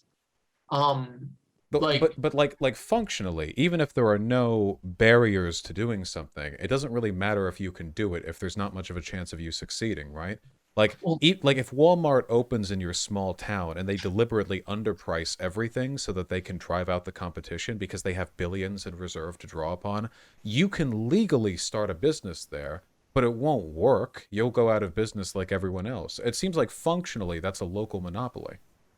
yeah, but I'm saying like functionally, if the issue is that like prices remain extremely low and that benefits pretty much everyone who's a consumer, um, just because somebody isn't able to compete in a given market because of low chances of success is not inherently a problem.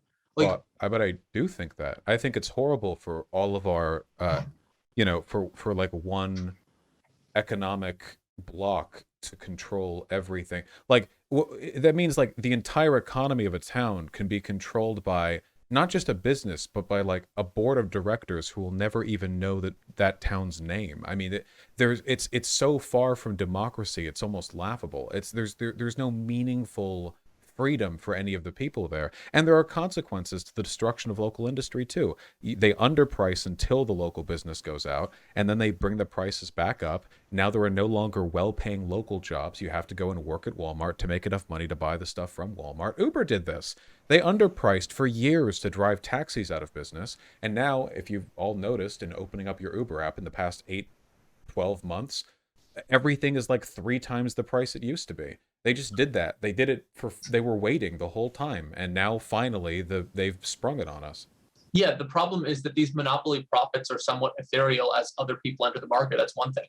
So like, now it's like Uber, Lyft, and like four other companies as opposed to just Uber. So Uber's like relative profits have actually been pretty anemic. That's one thing. Yeah, Two, right, but that doesn't change the fact that they've definitely like blunted out the competition, right? yeah, but I think the other thing to note is that like taxi medallions were pretty exploitative in their own regard. Um, and the barriers to entry for like being involved or having an easy way of making a couple bucks are like lower now. Yeah, it's just one monopoly over another. That's always how this has worked. But my argument is that it's fundamentally not a monopoly in the same way. I'm saying there are more people who are doing this, and like there are competing firms in this industry. And although these firms are usually pretty big, there are capabilities from like singular like limo services to taxi cab services, still some of them still existing, to some Lyft people, to some Uber people, just some, I think it was like Ryder is another one of But them. if you were to take the overall share of free like ride driving in a city, it would be overwhelmingly Uber. I mean, there are other options available. If you live in a city with 1 million people, there are other options available. But the point is that a unelected, undemocratic, autocratic economic bloc now has an unimaginable amount of control. And there are consequences to that too, you know? You can go, I mean, back if you want 60 years to like the fruit company encouraging the CIA to invade the South. But there are more distinct examples too. Corporations weigh heavily on city boards. Amazon will bully companies into, or sorry, bully cities into giving them preferential treatment if they move in. The existence of the governments aren't the issue there. If there was no government to stop them, they would have even more control. The government is just another tool for them to use in those cases because of their already disproportionate political power. But like, what are you going to like? If you're literally just going to be like, oh, you get big, I'm gonna like slam you down.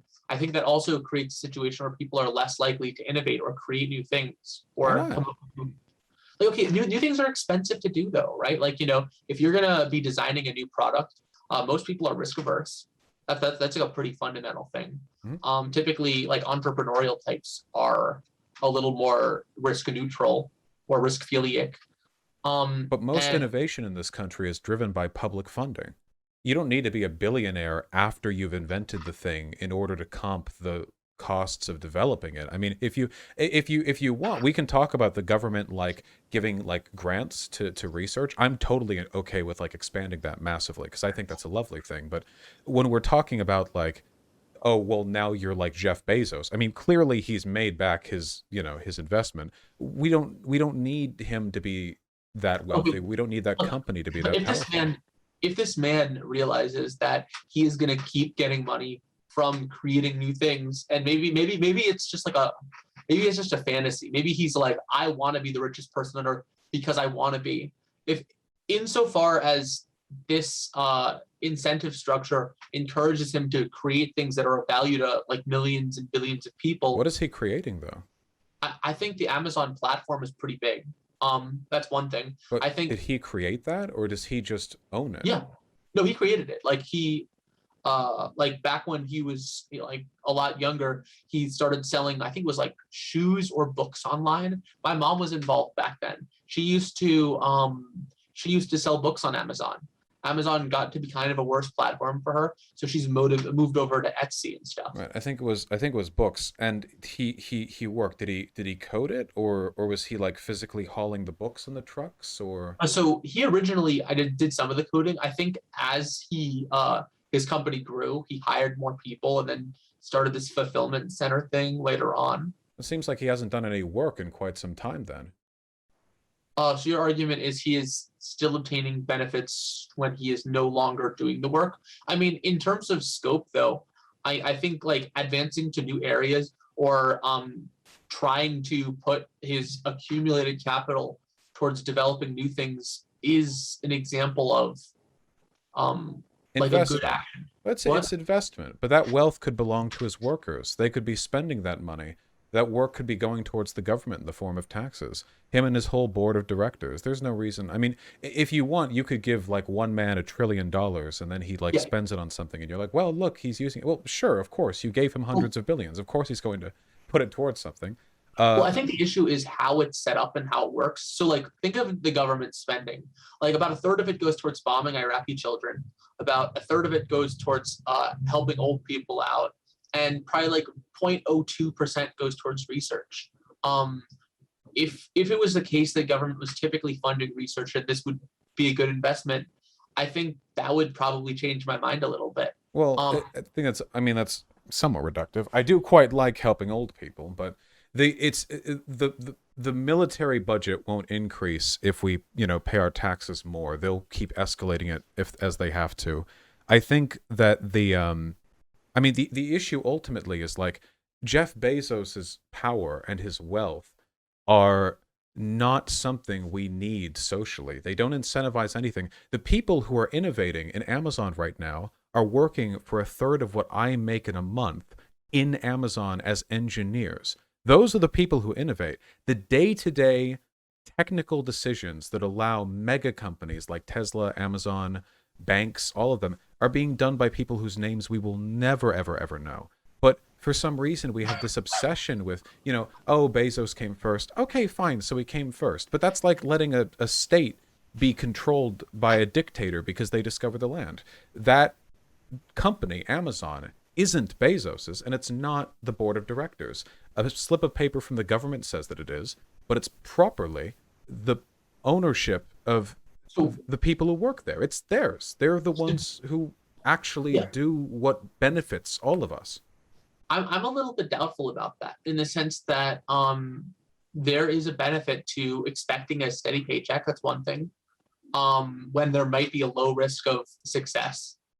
So like, let's say I hired somebody to, do a venture, and like 9 out of 10 times the venture fails, but I'm still out the money. But like the one time I get like $10,000 or something, or like a lot of money. My argument is that that's not something that's inherently objectionable, and that people. But we all take risks, don't we? Don't workers take risks? In some ways, but not in the same ways. Why not? Well, number one, they usually aren't having their so like workers can theoretically invest their pay in terms of into the company, but they usually don't. Like, for instance, if I wanted to, when I'm working for Amazon, I could put my pay towards like getting a slight share of Amazon. I'm probably not going to do that because I prefer to have that money be liquid. But you risk becoming unemployed. By not having control over the company that you're giving your labor to, you risk becoming unemployed.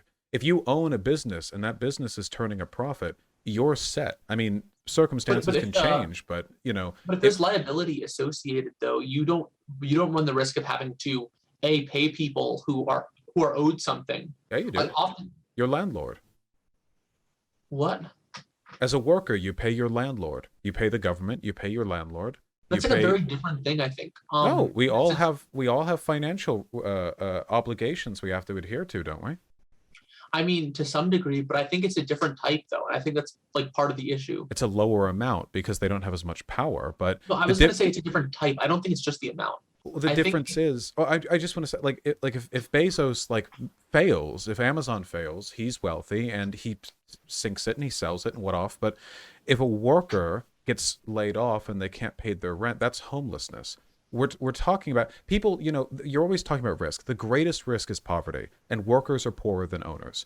The people always, we laud the risk-taking skills of the bourgeois, and they do take risks. And by the way, if you have a worker cooperative, everyone starting it up would probably put in that risk. But at the end of the day, everyone wants to be rich. Everyone wants to own the business. Why? Because it is the good model. Because at the end of the day, if the alternative is poverty, that's always going to be the greatest risk. But we externalize that. The poverty of the worker is outside. It's quiet. It's beneath the roads. But, the risk-taking of the entrepreneur, well, that's, and we write articles about it, celebrating, but nobody writes articles about the dishwasher who travels from one city to another because they heard they'll get paid $2 more at that job, but then they don't actually get hired. They were promised the job, but they found somebody else. They're brother's cousin or something. No, we don't. Nobody writes articles about that. We anonymize and abstract so much suffering and risk taking, and we eulogize the risk taking of people who already have their boots firmly planted on our throats. I mean, we're talking about Jeff Bezos here. We're talking about business owners here. They are. But I don't think this only applies to business owners. That's something that I think. So a good example is like going to college is a sort of risk, right? We basically plop down $200K and give up 4 years of our life in anticipation of potentially making money. Some people don't. Like, some people end up like being full of debt until they're like 45. Other people make a lot more as a result of it. Like, not all risks pay off. And I think we tend to like people who, and I'm not saying this is fair, but we should have free college. That would solve that problem. But I still think like you do run into the risk of another 4 years of like unpaid labor. Are you gonna like pay people to go to college? Sure. Yeah, people should have a UBI. Okay, but I think that like it still doesn't obscure. And before going to college too. Okay, I don't know if we could afford that. I just think that like the level of cost would be astronomical. But like let's say it wouldn't be, for the purpose of like this discussion. Hmm? I think like there oftentimes is a question of like what the expected value of doing something is. And I don't think like workers don't participate in risks, but it's like you generally need to convince people why doing something is a good thing, which I think leads to less exploitation than a system of just like you're going to do this. And I see like hiring somebody in some degree as creating a type of agreement to try to mitigate risk. I So so one. like Oh, sorry. if I was a worker, right, Mhm. and maybe I could make maybe like $300 a day, but I'm not sure I can get that consistently, and maybe I need to get that consistently. Maybe getting like $200 a day, but knowing that I'm going to get that is more important than other things. Because maybe I agree to something like this, there isn't anything inherently objectionable to agreeing to be an employee or something. Sure. And I mean, I, you could agree to be an indentured servant in some societies, couldn't you? We decided that wasn't really worth it. That was a free choice you could make. You weren't even coerced into it all the time, but we decided that even if it was a decision you made of your own free will, there are some things you shouldn't be able to sell, some decisions you shouldn't be able to make. And I think that would be one of them. Now, of course, it's to a lesser extent. Obviously, indentured servants had it a bit worse than modern wage slaves. But with the way we have things set up now, the social wealth to pay for people's college funds already exists because we already do it. It takes us a bit longer, and some people pay it off right away, and some people take a while to do it, but clearly that wealth already exists. It's just a matter of where that wealth is. And the amount is arbitrary. I mean, $200,000, there's no reason college to cost that much. You know, we amp the price up significantly. And our school system needs renovations anyway. But the issue here, I think, ultimately is one of incentive structures. And I just do not think that the promise of being an autocrat with unlimited economic power, not unlimited, a ton, is necessary to incentivize entrepreneurial decision making. In fact, I think oftentimes when you do have these spectacular entrepreneurial decisions, in innovation, they happen at the beginning when Jeff Bezos probably wasn't looking to be the wealthiest man on earth, but rather like, I hope I have a somewhat successful business. And he kicks off with that. And then when you move past that point and you start hiring engineers and technicians, eventually the innovation is on them. There are people innovating right now under Tesla and SpaceX, but it's not Elon Musk. He's the front guy. The people doing the innovation are there. And in colleges, research firms or pharmaceutical companies, the billionaires who make the pharmaceutical company profits aren't the ones doing the drug making, right? The pharmaceutical technicians are.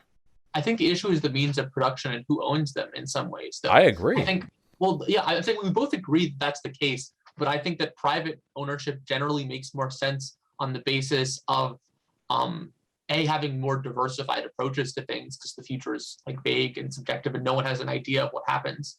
B, I think the issue is if I'm going to be doing well.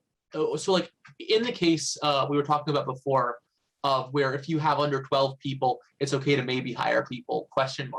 I'm not exactly sure. That's going to strongly incentivize me not to try to level this up past that. In fact, I would probably want to cap that, because if it went beyond that, the sort of goods that I was going to have, I'm no longer able to have following that.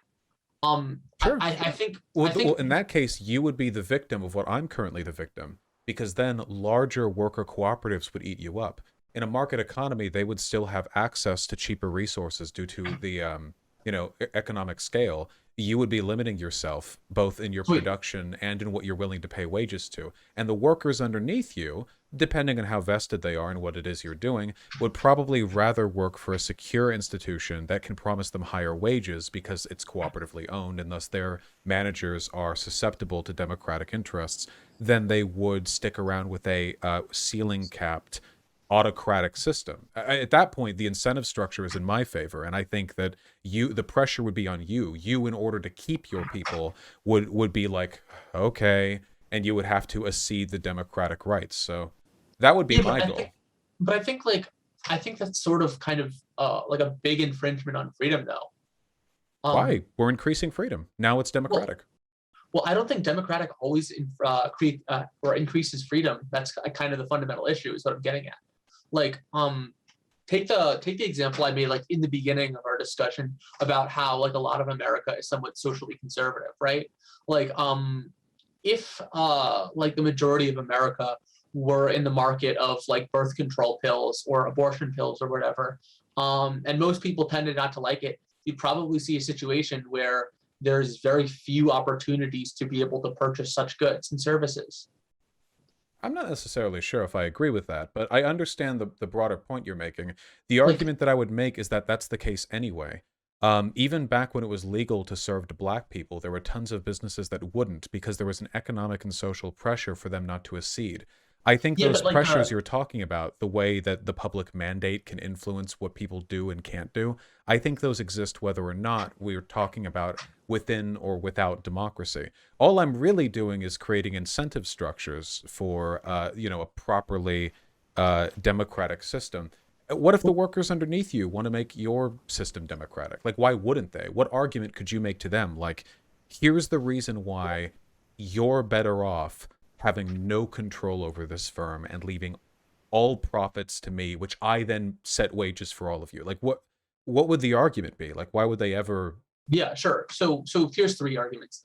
Number one, I might be willing to pay above what you'd be able to find elsewhere. But if it's Um, democratic, they could just make you pay them that. what I'm saying is, okay, so it's so in a democratic situation, let's say the profits of a firm are sort of capped because maybe they haven't made any specific innovation. Insofar as I'm innovative and I'm able to produce above the market rate in anticipation of later profits, that is a strong reason why somebody might prefer to work under a less democratic system. That's one thing. Number If that was the two, case. well, yeah, I think it would be the case. That's the other aspect to it. Number two, I think there are benefits to not necessarily wanting to be in charge of management. Like for instance, I probably would hate to be a manager, and I would take it you would too. Like it seems like an authoritarian, boring job that wouldn't really match my individual skill set. And sort of being outside the realm of that means I don't have to like think about it. I don't have to consider it. Not every single person wants to be deeply involved in work. Some people see work as a means to like going back to leisure and stuff. I think like different levels of emotional, mental, and other types of investment are another reason. And so I sort of disagree earlier with what you were talking about full actualization. Well, they could just elect the manager, couldn't they? That could be their threat. They could be like, if we went democratic, we will make you pay us these higher wages, and if you don't, we will vote you out and vote in someone who will. Their only role really would be the ability to excise someone from power if they were behaving in ways they didn't like. You'd have to make the books public as well, so you couldn't lie about the profits to them. But apart from that, I feel like that'd be a pretty because from their side of things, I mean, it's basically like trusting you versus having the ability to hold you to account. And I just people in America really don't like their bosses that much, you know. I think they're kind of crying out for this, and I feel like when people realize this is a thing they can do, I think it's going to catch on quite a bit. That would be my hope, of course. It's possible it doesn't, but I think there would be a strong public demand for it, you know. I'm sorry, I don't mean to interrupt, but we've been talking for 2 hours. It's actually about the time my stream ended. I wanted to. There's This was fun. Like I had a good time. No, I I've hope you I've had a did. lovely time. I really appreciate you coming on. Seriously. Usually when I'm talking about this, I'll just say this. Then feel free to end. I'll give you the closing, whatever you want to say. Um, Mhm. but usually the analogy that I use for this is like it's we're removing the freedom for like the aristocrat or the nobleman to become like a proper feudal lord, I think. Because technically anyone could do it, you know. If you get a big enough army, you can conquer a castle and just control the land around it with all the serfs and the farms and stuff, and you can hire knights and what have you. But we don't allow that anymore. Even if the person in that position could theoretically make excellent promises to their potential future serfs, because when you have the ability to default to that option, you enable the acquisition of power through that mean, you know? If you could somehow be like, okay, worker cooperative society, but these few businesses are privately owned.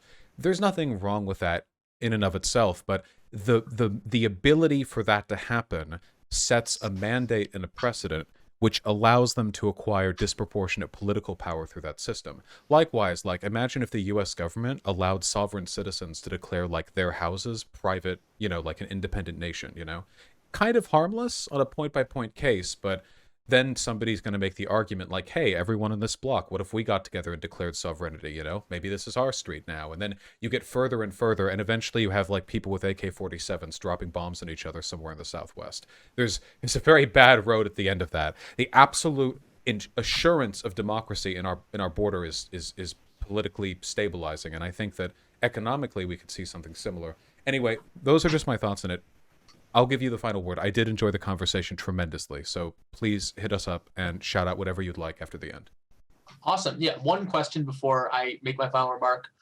Is this going to be on YouTube? I want to show my friends afterwards. Yes, absolutely. It'll be on one of my channels, depending on the day and what else gets put out there. But yes, absolutely. Yeah, awesome. And I guess what I would say in response to this is I think there are underestimated benefits to living in a mostly free market world. And I don't really see a problem with having worker collectives exist. I also don't think there's inherently a problem with a lot of them existing. I think my only problem is sort of mandating this and giving people the choice to decide what sort of employment they want is a more important freedom, in my opinion, than that of like a democratic workplace. I would personally prefer to work less hours and make about the same but not be democratically involved than to be involved but have to put more hours in. And I guess that's more just a fundamental difference in tastes. And yeah, absolutely. Thank you. No, it's been a huge pleasure. Isidore, thank you for coming on. And hi, Isidore's friends. I guess I'll be on cam if it's on a YouTube video, but hi. Awesome. Have a wonderful day. Thank you for coming on. And yeah, it was a delight to see you for your Future Fest as well. Yeah, thank you, and have a nice day. I like the gloves. My hands are cold. I guess because I've lost weight, I get colder easily. And anyway, take care. Yeah, bye. Bye. Hello, Vaush. Vaush bad. Vaush bad. Vaush bad. Well, that was nice. Hello, Soaked Unleft, waiting for the nanosecond the call ended. No, I saw your comments during. It's actually been a while since I've done one of these free market argument things. Not since Yeren Brook. But Yeren Brook was a fucking lunatic, and he wasn't. So, yeah, let me give your thing a look. I think quite a few of your arguments could have stronger if directly defended egalitarianism rather than anti-exploitation of the market view. If you'd incorporated indirect social ownership for social wealth funds. No, social what? Don't tell me you're buying into this sockdem shit too. Every time people talk about social wealth funds, it just makes me think it's gonna be like, it's like, dude, it's more fair capitalism, but it doesn't like eliminate the bourgeois, like, market socialism eliminates the bourgeois, at least, I mean, it's a half measure, but it's no, I think social welfare funds are good. To me, like, the big thing is the elimination of the bourgeois. That to me is the big. Now listen, this is my secret opinion, okay? This is my dog whistling opinion. I'm dog whistling right now, okay? But no, not really. I think I would be willing to accept anything from mild to moderate economic losses for a total turnover to worker cooperatives, if it meant the elimination of the bourgeois as a class. I actually think, because I think it would mean a more equitable distribution of those resources. That would mean for the average person a higher standard of living. It also means greater political control and democracy, like huge. So like that to me is the big kicker, But yeah, I need to touch up on some of these arguments here. Okay, the Marx ratio, how social wealth funds solve a major co-op problem. Okay, if it's in tandem with co-ops, that gets my jimmies afloat. No debates. There we go. Degrowth is the only way forward. Wrong.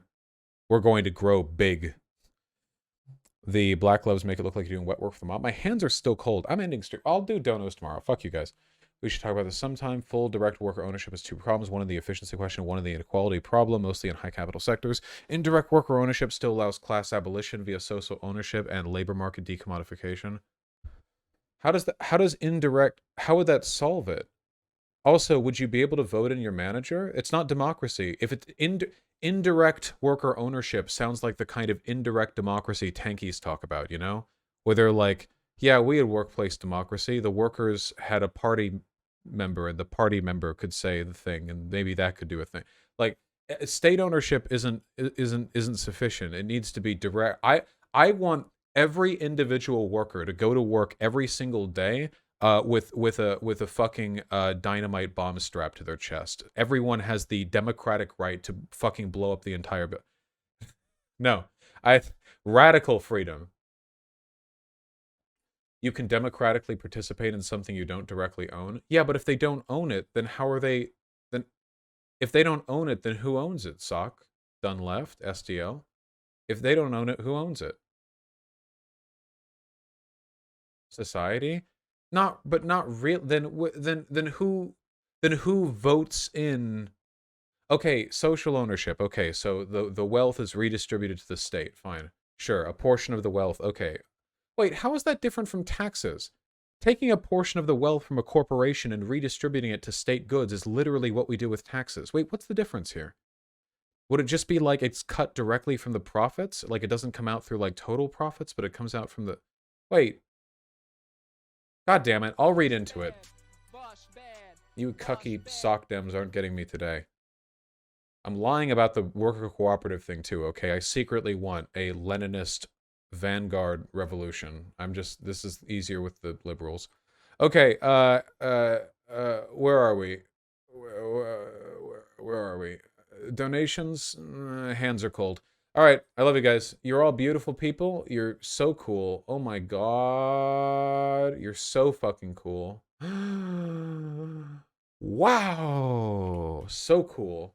I'm streaming tomorrow. And it'll be fun. It'll be a good time. I have to end stream so that my editors can release a video. All right. Wait, what video is even going to be released? Do we have anything lined up for the main channel? Damn, these are both limited monetization? Oh my god. We're not making any money today. Wait, hold on. Taxes are a shift of income to mostly rich and corporations to mostly welfare. Social ownership shift of wealth stock to mostly rich corporation society.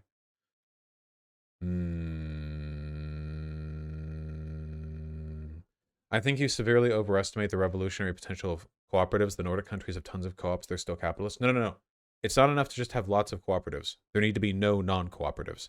There can be absolutely zero private ownership anywhere in the country. Not a single person who makes their money purely from ownership and not from working. It has to be a complete convert. All you do by having 80% co-ops, 20% private businesses is ensure that the 20% who own those private businesses are the bourgeois. Like, the bourgeois as a class exist until there are zero of them. If there was exactly one bourgeois member in the entirety of the world, they would still be the guy.